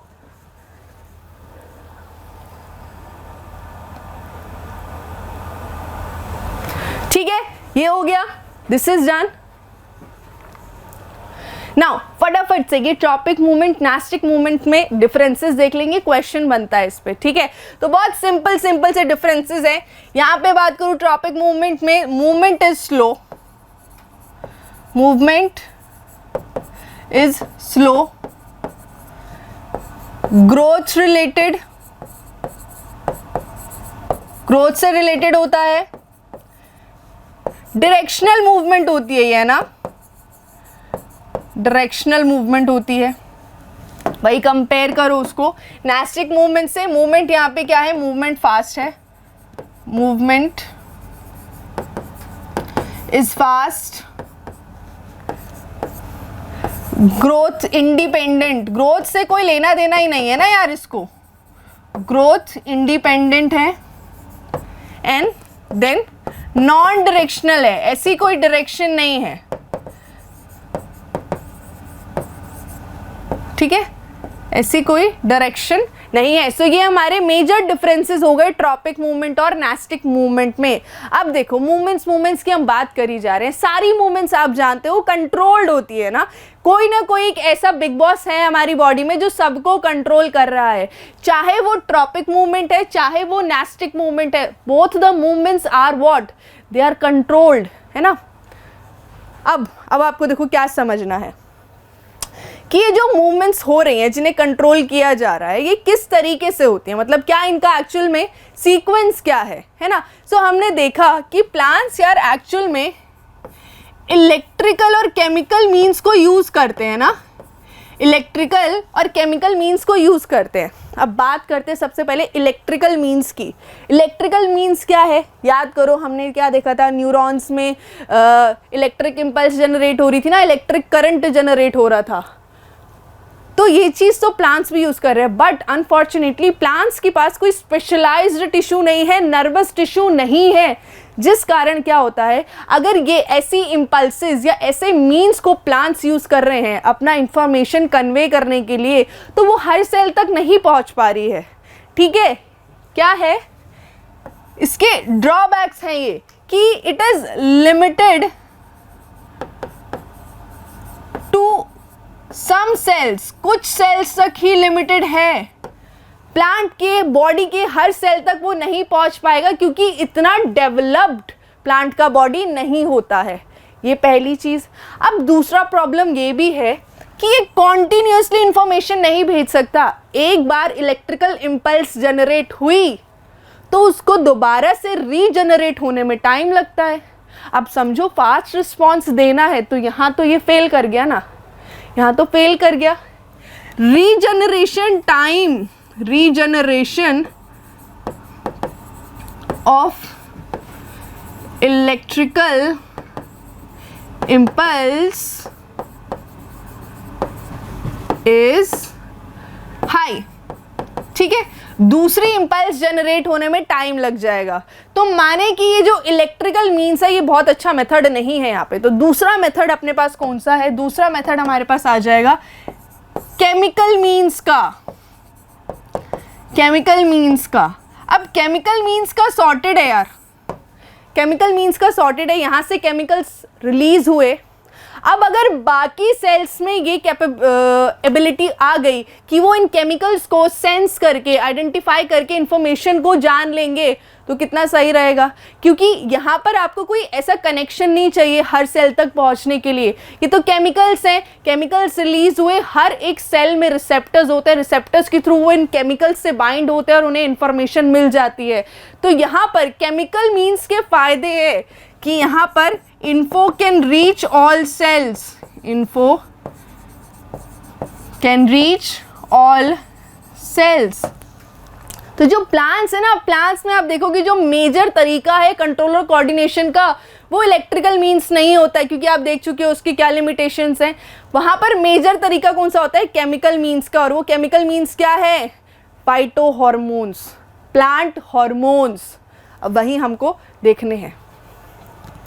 phyto hormones means plant hormones. अब ये भी दो तरीके के हैं, कुछ ऐसे हॉर्मोन्स हैं जो प्लांट में करा देंगे ग्रोथ, और कुछ ऐसे हॉर्मोन्स भी है जो ग्रोथ को रुकवा देते हैं। हालांकि ये स्ट्रेस के समय रिलीज होते हैं, समझ रहे हो, प्लांट बॉडी में बहुत स्ट्रेस हो गया तो उस समय वो ग्रोथ नहीं करा सकता है, उस समय उसको रिसोर्सेज को बहुत अच्छे से चैनलाइज करना होता है, तो उस समय ये ग्रोथ इनहिबिशन के हॉर्मोन्स रिलीज होते हैं। अब देखते हैं कि को ये वाली जो साइड है हमारी, ये वाली साइड, ये है हमारे ग्रोथ प्रमोटिंग हॉर्मोन्स, और जो ये वाली साइड है ये ग्रोथ इनहिबिशन के लिए हॉर्मोन्स है। अब एक एक करके देखेंगे। सबसे पहला क्या है, ऑक्सिन, कैसे लिखा है यार मैंने, I hope it's clear now. Auxin, अब देखो ऑक्सिन पर क्वेश्चन बनता है बोर्ड में, ठीक है। So this is very important, इसको ध्यान से सुनना, इससे जुड़ा एक कॉन्सेप्ट बता रही हूँ आपको। हम हमेशा क्या देखते हैं कि जो प्लांट्स है वो लाइट की तरफ जाता है और उसी तरफ को बेंड करता है, ठीक है। तो वो जो उसकी बेंडिंग हो रही है वो एक रीज़न की वजह से हो रही है, वो दिखाती हूँ आपको। ये देखो, ये ऑक्सिन है ना। ऑक्सिन सबसे पहले कहाँ पे सिंथेसाइज होता है? शूट टिप पे। कहाँ पर होगा? शूट टिप पर वो सिंथेसाइज होता है इस तरीके से। यहाँ पर ये देख रहे हो आप, यहाँ सिंथेसाइज दोनों जगह पर इक्वल होता है, लेफ्ट साइड पे भी राइट साइड पे भी। और क्या कराता है? सेल ग्रोथ कराता है, प्रमोट्स सेल ग्रोथ। अब देखो होगा क्या, लेट्स सपोज ये हमारा स्टेम था, अब स्टेम के इस साइड से लाइट आती है, ठीक है, दिस साइड से लाइट आ रही है। अब क्या होगा? ये जो ऑक्सिन है ना, इसको डर लगता है भैया लाइट से, ठीक है। ये फट्टू है, लाइट से ये डर जाता है। तो जिस तरफ से लाइट आती है ना, ये उसके ऑपोजिट साइड पे दुबक जाता है, छुप जाता है, ठीक है। माने देखो, इस तरफ से लाइट आ रही थी, इस तरफ से लाइट आ रही थी, तो ये जो ऑक्सिन है ना, ये चला जाएगा कौन सा? इस वाली साइड पे आ जाएगा, इस वाली साइड पे, जो शेडी साइड है, ये जो ऑपोजिट साइड है लाइट के। अब वहाँ पे क्या करेगा? इसका क्या फंक्शन है? सेल्स में ग्रोथ कराता है ना, तो अब ऑपोजिट साइड में जाके क्या कराएगा? बहुत सारी सेल्स में ग्रोथ करा देगा। तो अब देखो, ये वाली साइड थी मेरी, यहाँ पर बहुत ज़्यादा सेल्स ग्रो हो रहे हैं, बहुत ज़्यादा सेल्स ग्रो हो रहे हैं, बहुत ज़्यादा इस तरीके से सेल्स ग्रो हो रहे हैं। तो हमने क्या देखा कि ये जो हमारी स्टेम है, इसने बेंड करना स्टार्ट कर दिया। किस रीज़न से? इस रीज़न से थोड़े कि जहाँ लाइट दिखी वहाँ बेंड हो गए। उसके पीछे मैकेनिज्म है। मैकेनिज्म क्या है कि ऑक्सिन वहाँ पे काम कर रहा है, क्योंकि ऑक्सिन शेडी साइड पर आ गया है और क्योंकि उसका काम है सेल्स में ग्रोथ कराता है, तो उस ऑपोजिट साइड पे जाके उसने इतनी ग्रोथ करा दी कि वहाँ पर हमें ऐसा दिखता है कि जो स्टेम है वो बेंड कर रही है लाइट की तरफ। समझ में आ गया? तो ये क्वेश्चन बनता है, ये क्वेश्चन मैं आपको दिखाऊंगी एनसीईआरटी में। अभी वापस चलते हैं, अब इधर आ जाओ। फंक्शन इसका आपने समझ लिया, इसका क्या फंक्शन है? Promotes cell growth, cell growth को प्रमोट करते हैं। साइटोकाइनिन, नाम से समझो, साइटो मतलब क्या होता है? साइटो मीन्स होता है सेल, काइनिन का मतलब होता है डिवीजन। अब याद रखना नाम से, promotes cell division, promotes cell division, ठीक है जी। अब आ जाओ जिबरेलिन्स पे। जिबरेलिन्स क्या करते हैं बेटा? जिबरेलिन्स एलोंगेशन कराते हैं, ठीक है। कोई भी चीज़ होगी उसको एलोंगेट करा देते हैं। सो यहाँ पे प्रमोट्स एलोंगेशन, प्रमोट्स एलोंगेशन, ठीक है। ये हो गया ऑक्सिन, साइटोकाइनिन, जिबरेलिन्स। ये सब क्या है? ग्रोथ प्रमोटिंग हॉर्मोन्स हैं, ग्रोथ कराते हैं ये, ठीक है। तो बहुत सारे फार्मर्स वगैरह इन हार्मोन्स को यूज़ करते हैं आर्टिफिशियली, ताकि जो हमारी क्रॉप्स हैं उसमें अच्छी ईल्ड आए, अच्छे से ग्रोथ हो, ठीक है। अब चलते हैं दूसरी तरफ, which are growth inhibitory hormones, growth को रुकवाते हैं, स्टॉप कराते हैं। सबसे पहले आया इथिलीन। ये आपकी बुक में नाम नहीं है, बट ये आपको पता होना चाहिए, इस पे क्वेश्चंस बने हैं। इथिलीन राइपनिंग ऑफ फ्रूट्स कराता है, राइपनिंग ऑफ फ्रूट्स। कभी कभी बाजार से आप फ्रूट्स लेके आते हो, उसमें से कोई एक भी फल खराब है, मम्मी बोलती है उसको निकाल के अलग रख दो। क्यों बोलती हैं? क्योंकि वो जो खराब फल होता है ना बेटा, वो खराब हो चुका होता है इसकी वजह से। ये एक गैसियस हार्मोन है, गैसियस हार्मोन है। तो जो भी खराब फल है ना, फ्रूट है, उसमें से ये इथिलीन निकल रहा होता है गैस के फॉर्म में। तो साइड वाले जो फल हैं उनमें भी ये इथिलीन चला जाएगा, उनमें इथिलीन जाएगा तो उनमें भी राइपनिंग होगी, वो सड़ जाएंगे। तो इसीलिए इट्स इंपॉर्टेंट कि जब आप फल लाते हो उसमें से कोई एक भी फल सड़ा हुआ है तो उसको निकाल के अलग रख दो, क्योंकि वो औरों को भी सड़ा देगा। क्या बोलते हैं? एक मछली पूरे तालाब को गंदा कर देती है, वही वाला सीन है इधर, ठीक है। तो ये इथिलीन राइपनिंग ऑफ फ्रूट्स कराता है, फटाफट से फ्रूट को पका देता है। अब सिसिक एसिड, इसको बेटा स्ट्रेस हार्मोन बोल सकते हो आप। प्लांट्स के केस में ये स्ट्रेस हार्मोन है, क्योंकि ये ग्रोथ इनहिबिट कर देता है, ग्रोथ इनहिबिट कर देता है। तो आप देखते हो ना, विल्टिंग ऑफ लीव्स होता है ना, विल्टिंग ऑफ लीव्स भी किसकी वजह से हो रहा है, इस अब्सिसिक एसिड की वजह से ही होता है। Wilting of leaves. सो यहाँ पर प्लांट हार्मोन्स भी खत्म हो गया। प्लांट हार्मोन्स के साथ हमने प्लांट में कंट्रोल और कोऑर्डिनेशन देख लिया। आई होप समराइज कर पा रही हूँ मैं आपके लिए कि प्लांट्स में नर्वस सिस्टम नहीं होता है, मसल्स नहीं होते हैं, बट स्टिल उनमें दो तरीके का मूवमेंट होता है, growth related and growth independent movement. वो लोग भी इलेक्ट्रिकल केमिकल मीन्स को यूज करते हैं, बट मेजरली केमिकल मीन्स को यूज करते हैं, बिकॉज वो सारे सेल्स तक मैसेज इजीली पहुंचा देता है। And then what are those chemicals? Those chemicals are phyto hormones, जिसमें भी कुछ ग्रोथ कराते हैं और कुछ ग्रोथ को रोकते हैं। ठीक है भैया, अब आपने जब एक पार्ट खत्म किया है तो फिर क्वेश्चंस भी देख लेते हैं। ये बुक के क्वेश्चंस है, देखते हैं इतना पढ़ने के बाद क्या हम इन क्वेश्चंस को सॉल्व कर पा रहे हैं। Okay, what are plant hormones? पता चल गया, पढ़ लिया आपने प्लांट हार्मोन्स क्या है। आई होप अब आप आंसर बना पाओगे इसका। तो मुझे नहीं लगता है इस क्वेश्चन में दिक्कत आनी चाहिए, व्हाट आर प्लांट हार्मोन्स। और एग्जाम्पल जरूर दे के आया करो यार, जब भी कोई क्वेश्चन, देखो साइंस में ये थंब रूल है, जहाँ लगता है ना एग्जाम्पल चिपका सकते हो चिपका दो। आपका क्या जा रहा है, मार्क्स कटने तो है नहीं, बट हाँ चांसेस है मार्क्स बढ़ जाएंगे। तो जहाँ लगता है एग्जाम्पल दे के समझा सकते हो समझा दो यार, अपनी ना नॉलेज का शो ऑफ किया करो। औरों के आगे नहीं, बट पेपरों में जब लिखने बैठते हो ना, तो जितनी नॉलेज है सारी वहीं छोड़ के आ जाया करो, मतलब उधर दिखाया करो टीचर को कि भैया हमको भी नॉलेज है। So always give examples. यहाँ एग्जाम्पल्स भी दे देना, auxin, gibberellin, cytokinin, ethylene, abscisic acid. Now how is the movement of leaves of sensitive plant different from the movement of shoot towards light? यही वाला आ गया क्वेश्चन, यही वाला क्वेश्चन आ गया। सेंसिटिव प्लांट वाली मूवमेंट क्या है, नेस्टिक मूवमेंट है, और जो हमारी शूट का मूवमेंट है टुवर्ड्स लाइट वो हमारी ट्रॉपिक मूवमेंट है। ये डिफरेंसेस हैं, ठीक है।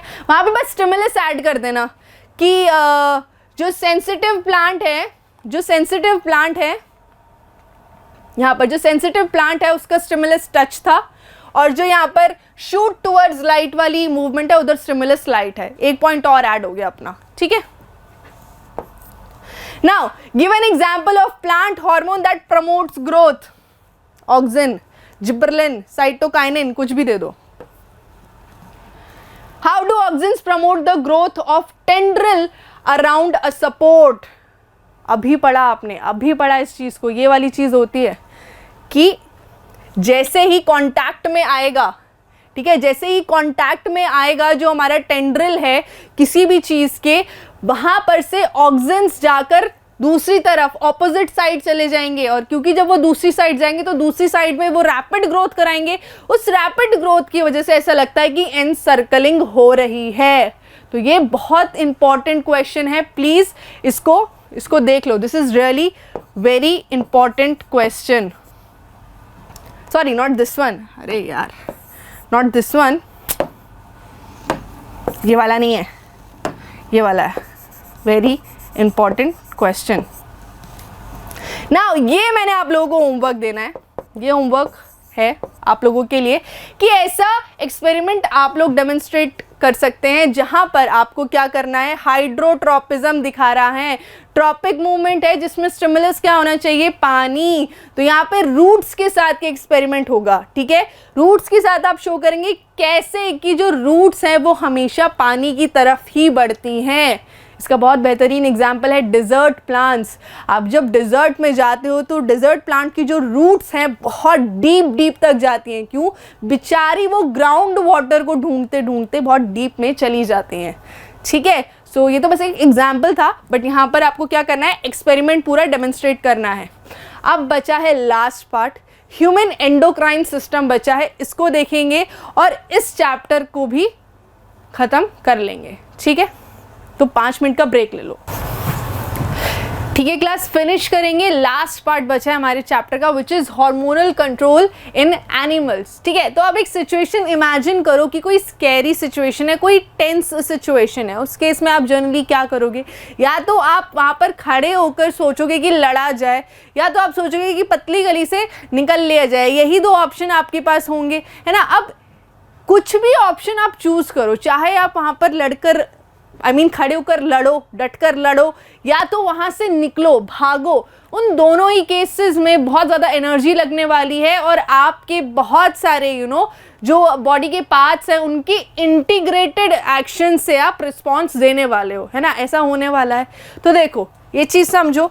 Let's suppose you have this scary situation, है ना। अब यहाँ से या तो आप फाइट करोगे या फिर क्या करोगे, रन अवे कर जाओगे। यही है। अब ये जो इंफॉर्मेशन है पूरी बॉडी में कन्वे होनी है। ऑब्वियसली अब आपके पास दो ऑप्शन है। पहला तरीका है, या तो आप इसको इलेक्ट्रिकल मींस से कन्वे करोगे पूरे बॉडी पार्ट में, इलेक्ट्रिकल मींस। बट आप जानते हो इसका एक डिसएडवांटेज है, हमने प्लांट्स के केस में भी देखा था कि इसकी जो रेंज है वो लिमिटेड है ना। हर सेल तक इन्फो नहीं पहुंचेगी, लिमिटेड रेंज है यार इसकी, तो बहुत ज़्यादा कन्वीनियंट ऑप्शन नहीं है। दूसरा ऑप्शन अपने पास बचता है केमिकल मींस का, केमिकल मींस का ऑप्शन बचता है। तो ये हम सोच सकते हैं, क्यों भाई? क्योंकि यहाँ पर जो हमारा मैसेज है, इंफॉर्मेशन है, वो हर एक सेल तक पहुंच जाएगा। Info reach all cells, all cells. अब यहाँ पर इस सिचुएशन में आपकी बॉडी केमिकल मींस को यूज करती है। जैसे प्लांट के केस में हार्मोन से, ऐसे एनिमल के केसेस में भी यहाँ हार्मोन्स हेल्प करने आ जाते हैं।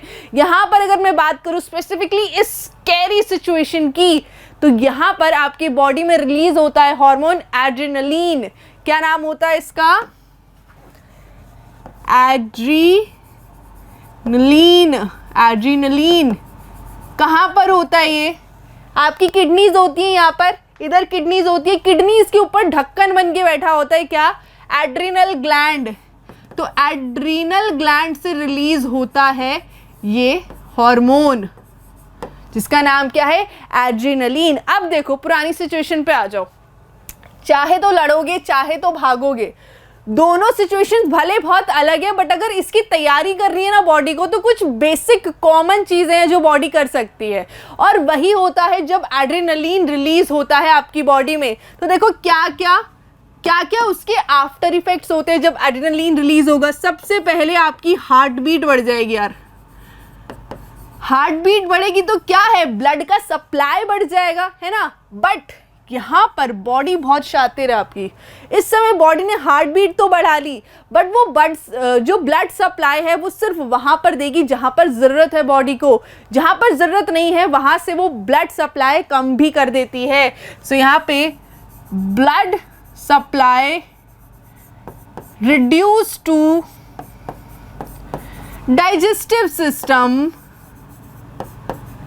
And skin. Body is like कि भैया यहाँ पे भागने की नौबत आन पड़ी है और यहाँ अपनी बॉडी को लग रहा है कि भैया खाना पहले पचा लिया जाए, उसका कोई इस्तेमाल नहीं है। तो बॉडी ने वहाँ से ब्लड सप्लाई कर दी है कम, ब्लड सप्लाई डाइवर्ट कर दी गई है मसल्स के पास। So blood supply increase to muscles. भैया या तो दौड़ोगे या तो लड़ोगे, दोनों केस में मसल्स का इस्तेमाल है। तो जहाँ इस्तेमाल है उधर ब्लड को भेजते हैं, ज़्यादा ऑक्सीजन चाहिए, तो यहाँ ब्लड सप्लाई जो मसल्स के पास है वो अपन की बढ़ जाएगी। चौथी चीज़, यहाँ ब्रीदिंग रेट भी बढ़ जाती है। भैया ऑक्सीजन भी तो चाहिए ना, ऑक्सीजन भी तो तुरंत से चाहिए। सो ब्रीदिंग रेट इंक्रीजेज, यहाँ पे हार्ट बीट इंक्रीजेज। सो ये चारों चीज़ें होती हैं जब आपकी बॉडी में क्या? एड्रेनलिन रश होता है। एड्रेनलिन रश यही तो है, यही सारे तो सिम्टम्स आपके बॉडी में होते हैं। ठीक है, तो जब भी आप स्कैरी सिचुएशन में हो तो आपकी बॉडी में एड्रेनलिन रिलीज होता है। इसको फाइट और फ्लाइट हार्मोन भी बोलते हैं। तो ये एक एग्जाम्पल था कि कैसे आपकी बॉडी में केमिकल मीन्स के थ्रू मैसेज को कन्वे किया जाता है। अब मुद्दे की बात पे आओ, समझो। आपकी बॉडी में बेटा दो तरीके के ग्लैंड्स होते हैं। जो ग्लैंड्स हैं वो दो तरीके के हैं, एंडोक्राइन, एक्सोक्राइन। एक्सोक्राइन, अब याद रखना है आपको वर्ड हमेशा एंडो और एक्सो। एक्स से क्या समझते हो? एग्जिट समझते हो ना, और एंडो से क्या समझते हो हमेशा? मतलब कोई ऐसा वर्ड नहीं है बट इसका ऑपोजिट है, तो इसका वर्ड का मतलब क्या हो जाएगा? इनसाइड। अब देखो बेटा, जो ये आपकी एक्सोक्राइन ग्लैंड्स होते हैं ये डक्ट वाले ग्लैंड होते हैं। डक्ट का सरल भाषा में मतलब बताऊं तो इधर पाइप होती है, ट्यूब लाइक स्ट्रक्चर होता है। इसका एक स्ट्रक्चर बना के दिखाती हूं।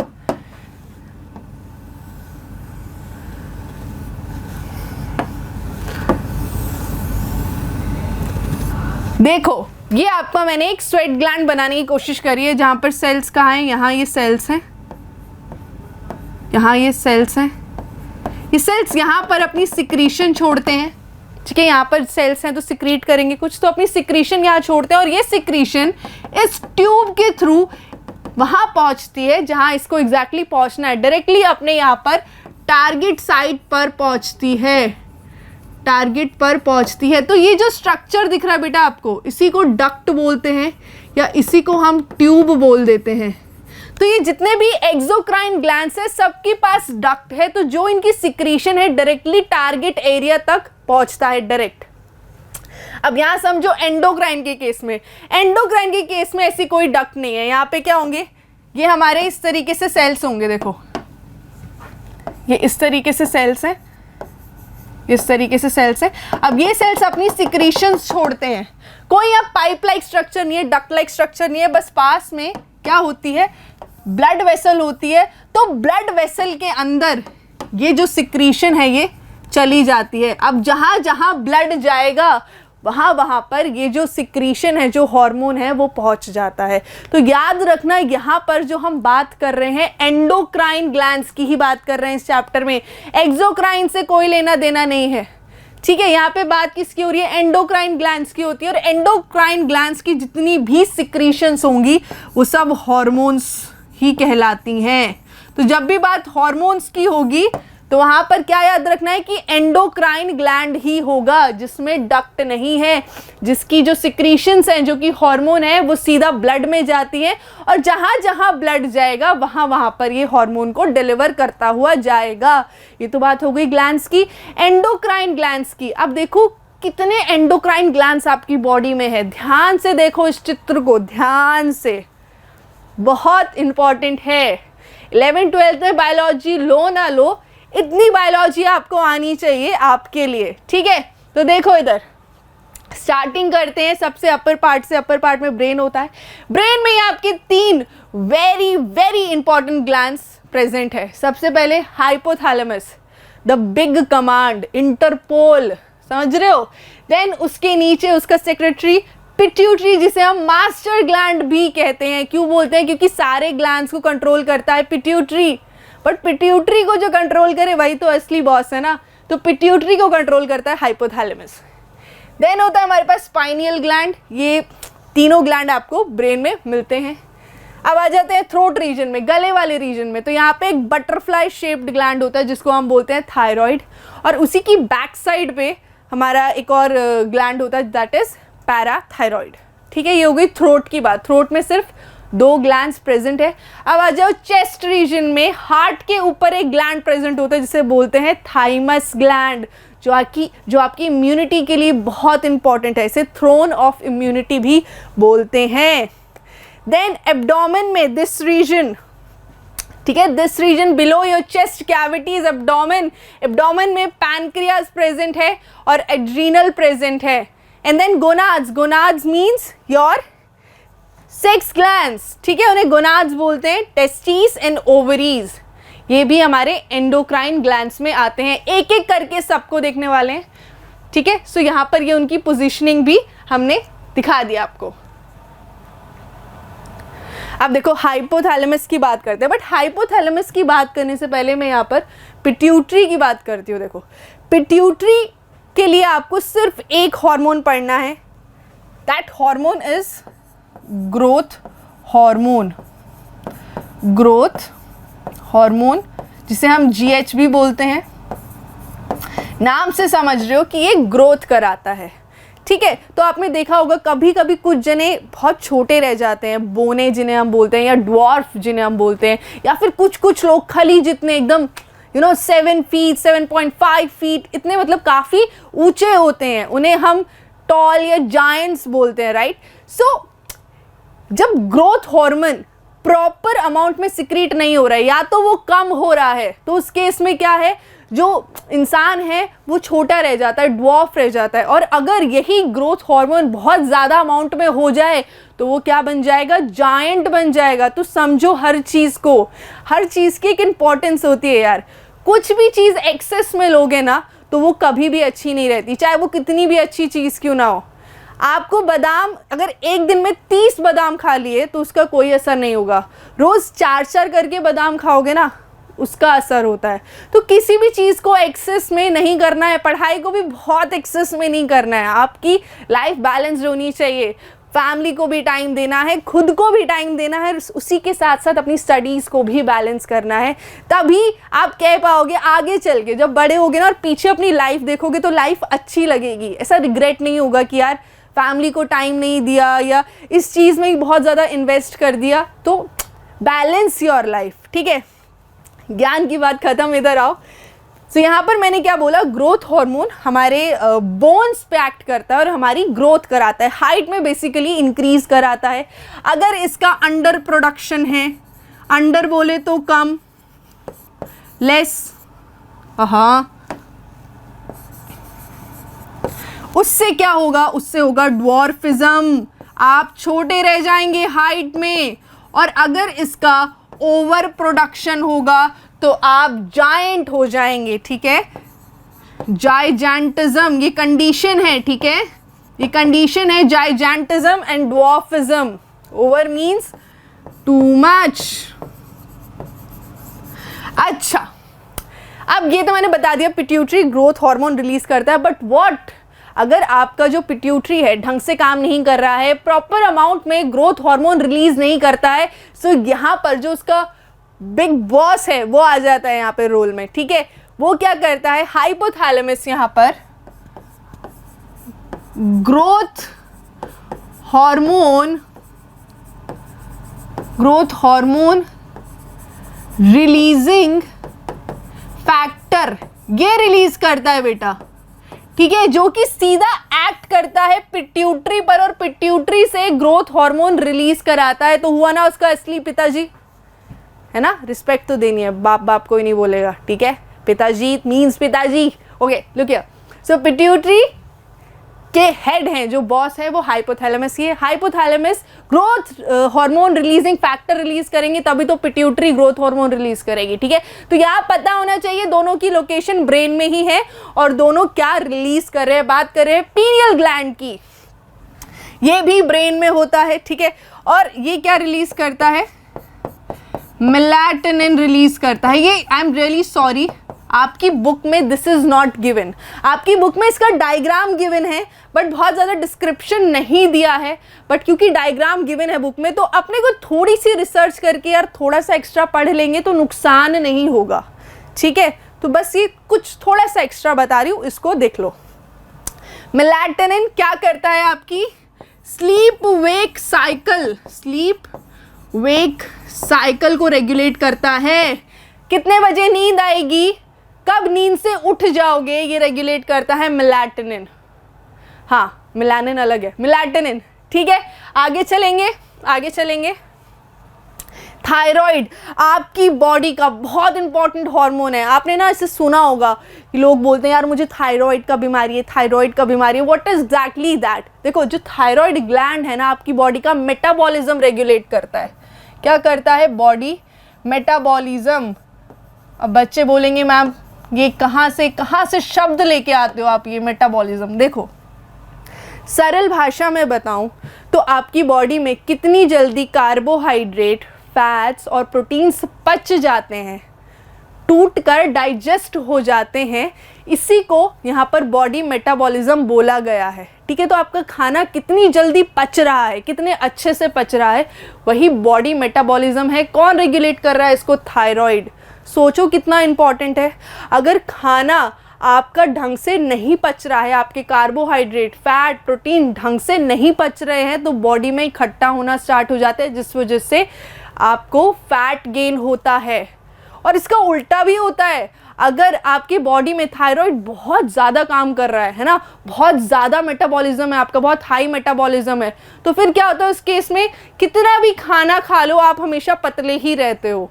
ठीक है, तो दोनों नुकसान और फायदे होते हैं। हालांकि बुक की बात करें तो बुक आपसे क्या बोल रहा है कि आपने देखा होगा, ऐड आती है, क्या आपके टूथपेस्ट में नमक है? उससे हमारा कोई लेना देना नहीं है। बात नमक की है कि नमक के पैकेट्स पे लिखा होता है कि इसमें आयोडीन है। सो क्यों खाना है आयोडीन? आयोडीन इसलिए खाना है भैया क्योंकि आयोडीन अगर आपके पास होगा तो आपकी बॉडी में जो थायराइड ग्लैंड है वो अपना हार्मोन बना पाएगा, जिसको बोलते हैं थायरॉक्सिन। थायरॉक्सिन, और थायरॉक्सिन अगर अच्छी मात्रा में प्रोड्यूस होगा तभी आपका बॉडी मेटाबॉलिज्म ठीक होगा, माने कि कार्बोहाइड्रेट, प्रोटीन, फैट्स अच्छे से पचेंगे। और अगर आपकी बॉडी में आयोडीन की कमी है तो आपका ये जो थायराइड ग्लैंड है बेटा, ये स्वेल कर जाता है। आपका जो गला है वो पूरा ऐसे स्वेल कर जाता है। तो आप समझ रहे हो है ना कि इसकी लोकेशन क्या है? थ्रोट है इसकी लोकेशन। सो अगर आयोडीन का डेफिशिएंसी है तो आयोडीन की डेफिशिएंसी से आपको ये बीमारी होगी जिसको बोलते हैं गॉइटर, जिसका सिम्टम क्या है? स्वॉलन नेक। स्वॉलन नेक। ठीक है जी, तो आयोडीन वाला नमक खाना है, अपने थायरॉक्सिन को एकदम तंदुरुस्त रखना है, तभी आपका जो बॉडी मेटाबॉलिज्म है वो ठीक रहेगा, है ना। अब बात करते हैं पैराथायरॉइड की। पैराथायरॉइड अगेन आपकी बॉडी में मतलब आपकी बुक में नहीं बताया, इसके बारे में बिल्कुल भी बात नहीं करी है, बट पिक्चर में दिया गया है, तो एक लाइन में बता देती हूँ बेटा। पैराथायरॉइड हार्मोन रिलीज करता है, बहुत सिंपल सी भाषा में बता रही हूँ, इसका बहुत कुछ एक्स्ट्रा नहीं बता रही हूँ, बुक में दिया है तो अपने को इतना पढ़ना पड़ेगा, है ना।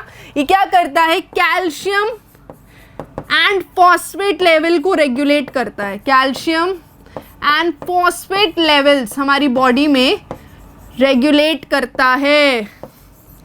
ठीक है जी, बहुत ज़्यादा नहीं बता रही हूँ, थोड़ा थोड़ा ही बता रही हूँ। आगे चलो, थाइमस। थाइमस मैंने कहा बताया था आपको, एकदम चेस्ट में मिडिल में है, हार्ट के ऊपर। इसको बोलते हैं throne of immunity. Throne of immunity, बस इतना ही जान लो इसके बारे में, और कुछ नहीं, एक्स्ट्रा नहीं बता रही हूँ तुम लोगों को मैं, कुछ भी एक्स्ट्रा नहीं बता रही हूँ, जितना इंपॉर्टेंट है उतना ही जानो। आगे चलो, पैनक्रियास। नाउ पैनक्रियास चलो बाद में बताऊंगी, अभी इसके वही बता देती हूँ। आप जानते हो पैनक्रियास में क्या होता है? पैनक्रियास इज डाइजेस्टिव सिस्टम में भी होता है, बट आपको वो रिलेशन में अभी थोड़ी देर में समझाती हूँ। देखो, आपने सुना होगा घर में किसी को डायबिटीज़ है ना, डायबिटीज़ है और वो क्या करे, इंसुलिन के इंजेक्शन ले रहे हैं। देखो, आपकी बॉडी में जब ब्लड में शुगर बहुत ज़्यादा होता है तो आपकी बॉडी में नेचुरल तरीके से इंसुलिन प्रोड्यूस होता है, जिसे कौन प्रोड्यूस कर रहा है? ये हमारे पैनक्रियास। ये क्या करते हैं? इंसुलिन को प्रोड्यूस करते हैं, जो कि आपकी ब्लड शुगर को घटाता है। ब्लड में जो एक्स्ट्रा शुगर है उसको घटाता है, कम करता है। अब क्या हुआ, किसी का पैनक्रियास ढंग से काम नहीं कर रहा, ढंग से इंसुलिन नहीं बना रहा, तो उस बंदे की ब्लड शुगर तो हाई रहेगी, जिसका नाम क्या है, उस बीमारी का नाम क्या है? डायबिटीज़। फिर उन्हें क्या करना पड़ता है? आर्टिफिशियली इंसुलिन लेनी पड़ती है उस बढ़ी हुई शुगर को कम करने के लिए। समझ रहे हो डायबिटीज़ कैसे होती है? सो क्या होगा, इसकी डेफिशिएंसी से आपको कौन सी बीमारी हो जाएगी? डायबिटीज। ठीक है, अब आ जाओ एड्रिनल ग्लैंड में, ये हम देख चुके हैं तो मैं दोबारा नहीं बताऊंगी। एड्रिनलिन ये बॉडी में रिलीज करता है in the case of scary situation. आगे चलो, टेस्टिस और ओवरीज कलेक्टिवली इन्हें गोनाड्स बोल देते हैं। गोनाड्स का मतलब क्या है? रिप्रोडक्टिव ऑर्गन्स, ठीक है। तो ये हमारे एंडोक्राइन ग्लैंड्स की तरह भी काम करते हैं, बिकॉज हमें पता है कि एक एज के बाद हमें प्यूबर्टी आती है ना।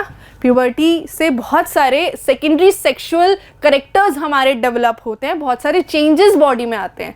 तो ये जो सेकेंडरी सेक्सुअल कैरेक्टर्स हैं जो कि एक लड़का और लड़की में डिफरेंशिएट करते हैं, अंतर करते हैं, किस वजह से होते हैं?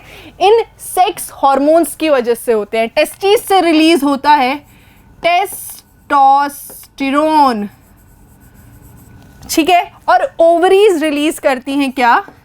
एस्ट्रोजन, जो कि दोनों ही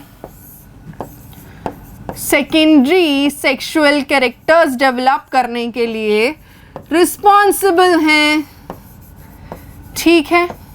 अब यहाँ पे एक चीज समझ लो, यहाँ पर कुछ ग्लैंड्स हमने डिस्कस किए हैं बेटा, वो ऐसे ग्लैंड्स हैं जिनमें एंडोक्राइन फंक्शन भी है और एक्सोक्राइन फंक्शन भी है।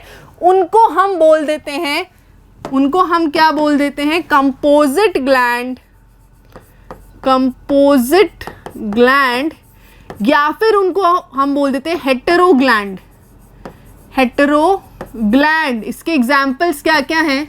इसके एग्जाम्पल है पैनक्रियास, क्योंकि मैंने अभी बोला डाइजेशन में भी तो पैनक्रियाटिक जूस रिलीज होता है, वो पैनक्रियास से ही रिलीज हो रहा है, वहां पे वो उसका एक्सोक्राइन फंक्शन है। So pancreas and then your gonads. Gonads में क्या आ जाते हैं? Testis and ovaries. Endocrine function तो आपको पता है उनका, टेस्टोस्टेरोन, एस्ट्रोजन।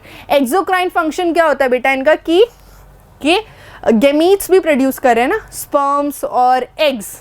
सो इस फंक्शन की वजह से इसमें एक्सोक्राइन फंक्शन भी आ जाता है। तो अगर आपको क्वेश्चन बने pancreas is example of composite gland या हेटेरो ग्लैंड, ऐसे ही टेस्टिस एंड ओवरीज ये भी हेटेरो या फिर कॉम्पोजिट ग्लैंड कहलाते हैं। Now last topic of this chapter, देखो आप समझ गए हार्मोन्स कितने इंपॉर्टेंट है बॉडी में, है ना। स्कैरी सिचुएशन है, पूरे मसल्स को तैयार करना है बॉडी के, एड्रेनलिन रिलीज होता है और पूरी बॉडी को तैयार करता है फाइट या फ्लाइट के लिए, है ना। नाउ थिंक, अगर इनको रेगुलेट नहीं किया गया, पूरे समय आपकी बॉडी स्कैरी सिचुएशन में घूम रही है, कुछ भी हो रहा है, आपकी हार्ट बीट बढ़ी हुई है, पूरे समय आपका जो ब्रीदिंग रेट है बढ़ा हुआ है, ऐसे नहीं चलेगा ना, हमारी लाइफ कम हो जाएगी इससे। सो हमारे हार्मोन्स को रेगुलेट करने के लिए एक फीडबैक मैकेनिज्म होता है। क्या होता है? Feedback mechanism. एग्जाम्पल देके समझाऊंगी, एग्जाम्पल इंपॉर्टेंट है, ठीक है। एग्जाम में भी लिख के आना एग्जाम्पल्स, और मैं यहाँ भी एग्जाम्पल से ही समझा रही हूँ, तुम लोग समझते भी जल्दी ऐसे ही हो। अब देखो, आपकी बॉडी में ब्लड शुगर इंक्रीज हुआ है, ठीक है। क्या हुआ है? पहली सिचुएशन तो क्या है? ब्लड शुगर इंक्रीज हुआ है। अब आपकी जो पैनक्रियास के सेल्स है वो उसको आइडेंटिफाई कर लेंगे, ठीक है, वो उसको परसीव कर लेंगे कि आपकी ब्लड शुगर इंक्रीज हो रखी है। जब उन्होंने इसे आइडेंटिफाई कर लिया इस प्रॉब्लम को, तो क्या करेंगे? जो आपका पैनक्रियास है वो रिलीज करेगा इंसुलिन को। जैसे ही बॉडी में आया इंसुलिन, ब्लड शुगर जो बढ़ी हुई थी वो अगेन काबू में आ जाएगी, कम हो जाएगी, ठीक है। सो अब क्या हुआ? ब्लड शुगर लेवल गिर जाएगा, ब्लड शुगर लेवल सबके छोड़ो, नहीं निकलेंगे सबके लेवल, इधर आ जाओ। ब्लड शुगर लेवल डिक्रीजेस, ठीक है, घट गया इंसुलिन के आते ही। अब यहां पर ब्लड शुगर लेवल घट गया है, अगेन इस चीज को परसीव कौन करेगा? पैनक्रियास के सेल्स। और जैसे ही उन्हें पता चलेगा भैया कि पैनक्रियास कि ब्लड में शुगर जो है वो कम हो गई है, तो हमारा पैनक्रियास इंसुलिन के प्रोडक्शन को वहीं रोक देगा। क्योंकि भैया ऐसा नहीं है कि वो प्रोडक्शन करता रहेगा तो एक समय में तो जितनी शुगर है ब्लड में सारी खत्म हो जाएगी, और ऐसा नहीं करना है, अपने ब्लड में कुछ शुगर रहनी चाहिए, ठीक है। सो इस चीज को जज करना पहले कि बढ़ा हुआ है, घटा हुआ है, उसके बेसिस पर हार्मोन्स का रिलीज होना, यही तो हमारा फीडबैक मैकेनिज्म है जो हमारी बॉडी में अगर अच्छे से काम करे तो हम तंदुरुस्त रहते हैं। ठीक है, सो ये था हमारा कंट्रोल एंड कोऑर्डिनेशन। फाइनली मैं आप लोगों को बोल सकती हूँ कि हमने ये चैप्टर फिनिश कर लिया है। बस अब एक बार इंटेक्स्ट क्वेश्चंस देख लो इसके। ठीक है, पता तो चलना चाहिए, ऐसे कैसे पता चलेगा कि आपको कुछ समझ भी आ रहा है कि नहीं। क्वेश्चंस देखोगे, क्वेश्चंस के आंसर दिमाग में आए तो सब कुछ समझ आया। अगर क्वेश्चंस के आंसर दिमाग में नहीं आ रहे देन आई फेल्ड। ठीक है, सो अब देखो इधर, how does chemical coordination takes place in animals. आपको पता है हार्मोन्स के थ्रू, एंडोक्राइन ग्लैंड से जो हार्मोन्स रिलीज होते हैं उनके थ्रू यहाँ पर केमिकल कोऑर्डिनेशन होता है। ठीक है, then why is the use of iodised salt advisable. क्यों भैया आपके नमक में आयोडीन होना चाहिए, ना कि टूथपेस्ट में नमक होना चाहिए, है ना। तो पता है आपको, गोइटर ना हो अपने को इसीलिए। Then how does our body respond when adrenaline is secreted in the blood. 4 हम लोगों ने देख लिए थे क्या रिजल्ट्स होते हैं जब एड्रेनलिन बॉडी में रिलीज होता है। तो उसके बाद 4 चीजें होती हैं हमारी बॉडी में, क्या क्या हम ऑलरेडी देख चुके हैं, and that is the answer of this question. Why are some patients of diabetes treated by giving injections of insulin? Just studied, है ना। So देखो यार, मेरे अनुसार तो मैंने तुम्हें ये सब पढ़ा दिया है, बट फिर भी कोई भूल चूक मुझसे हुई हो तो माफ़ करना। कमेंट्स में बताना मैंने क्या मिस किया, क्या कुछ मुझसे गलती हुई तो। बाकी मिलते हैं नेक्स्ट लेक्चर में, और टिल देन टेक केयर, अच्छे से पढ़ो और अपने टाइम को मैनेज कर लो। बस इतना ही करना तुम्हें। Bye bye.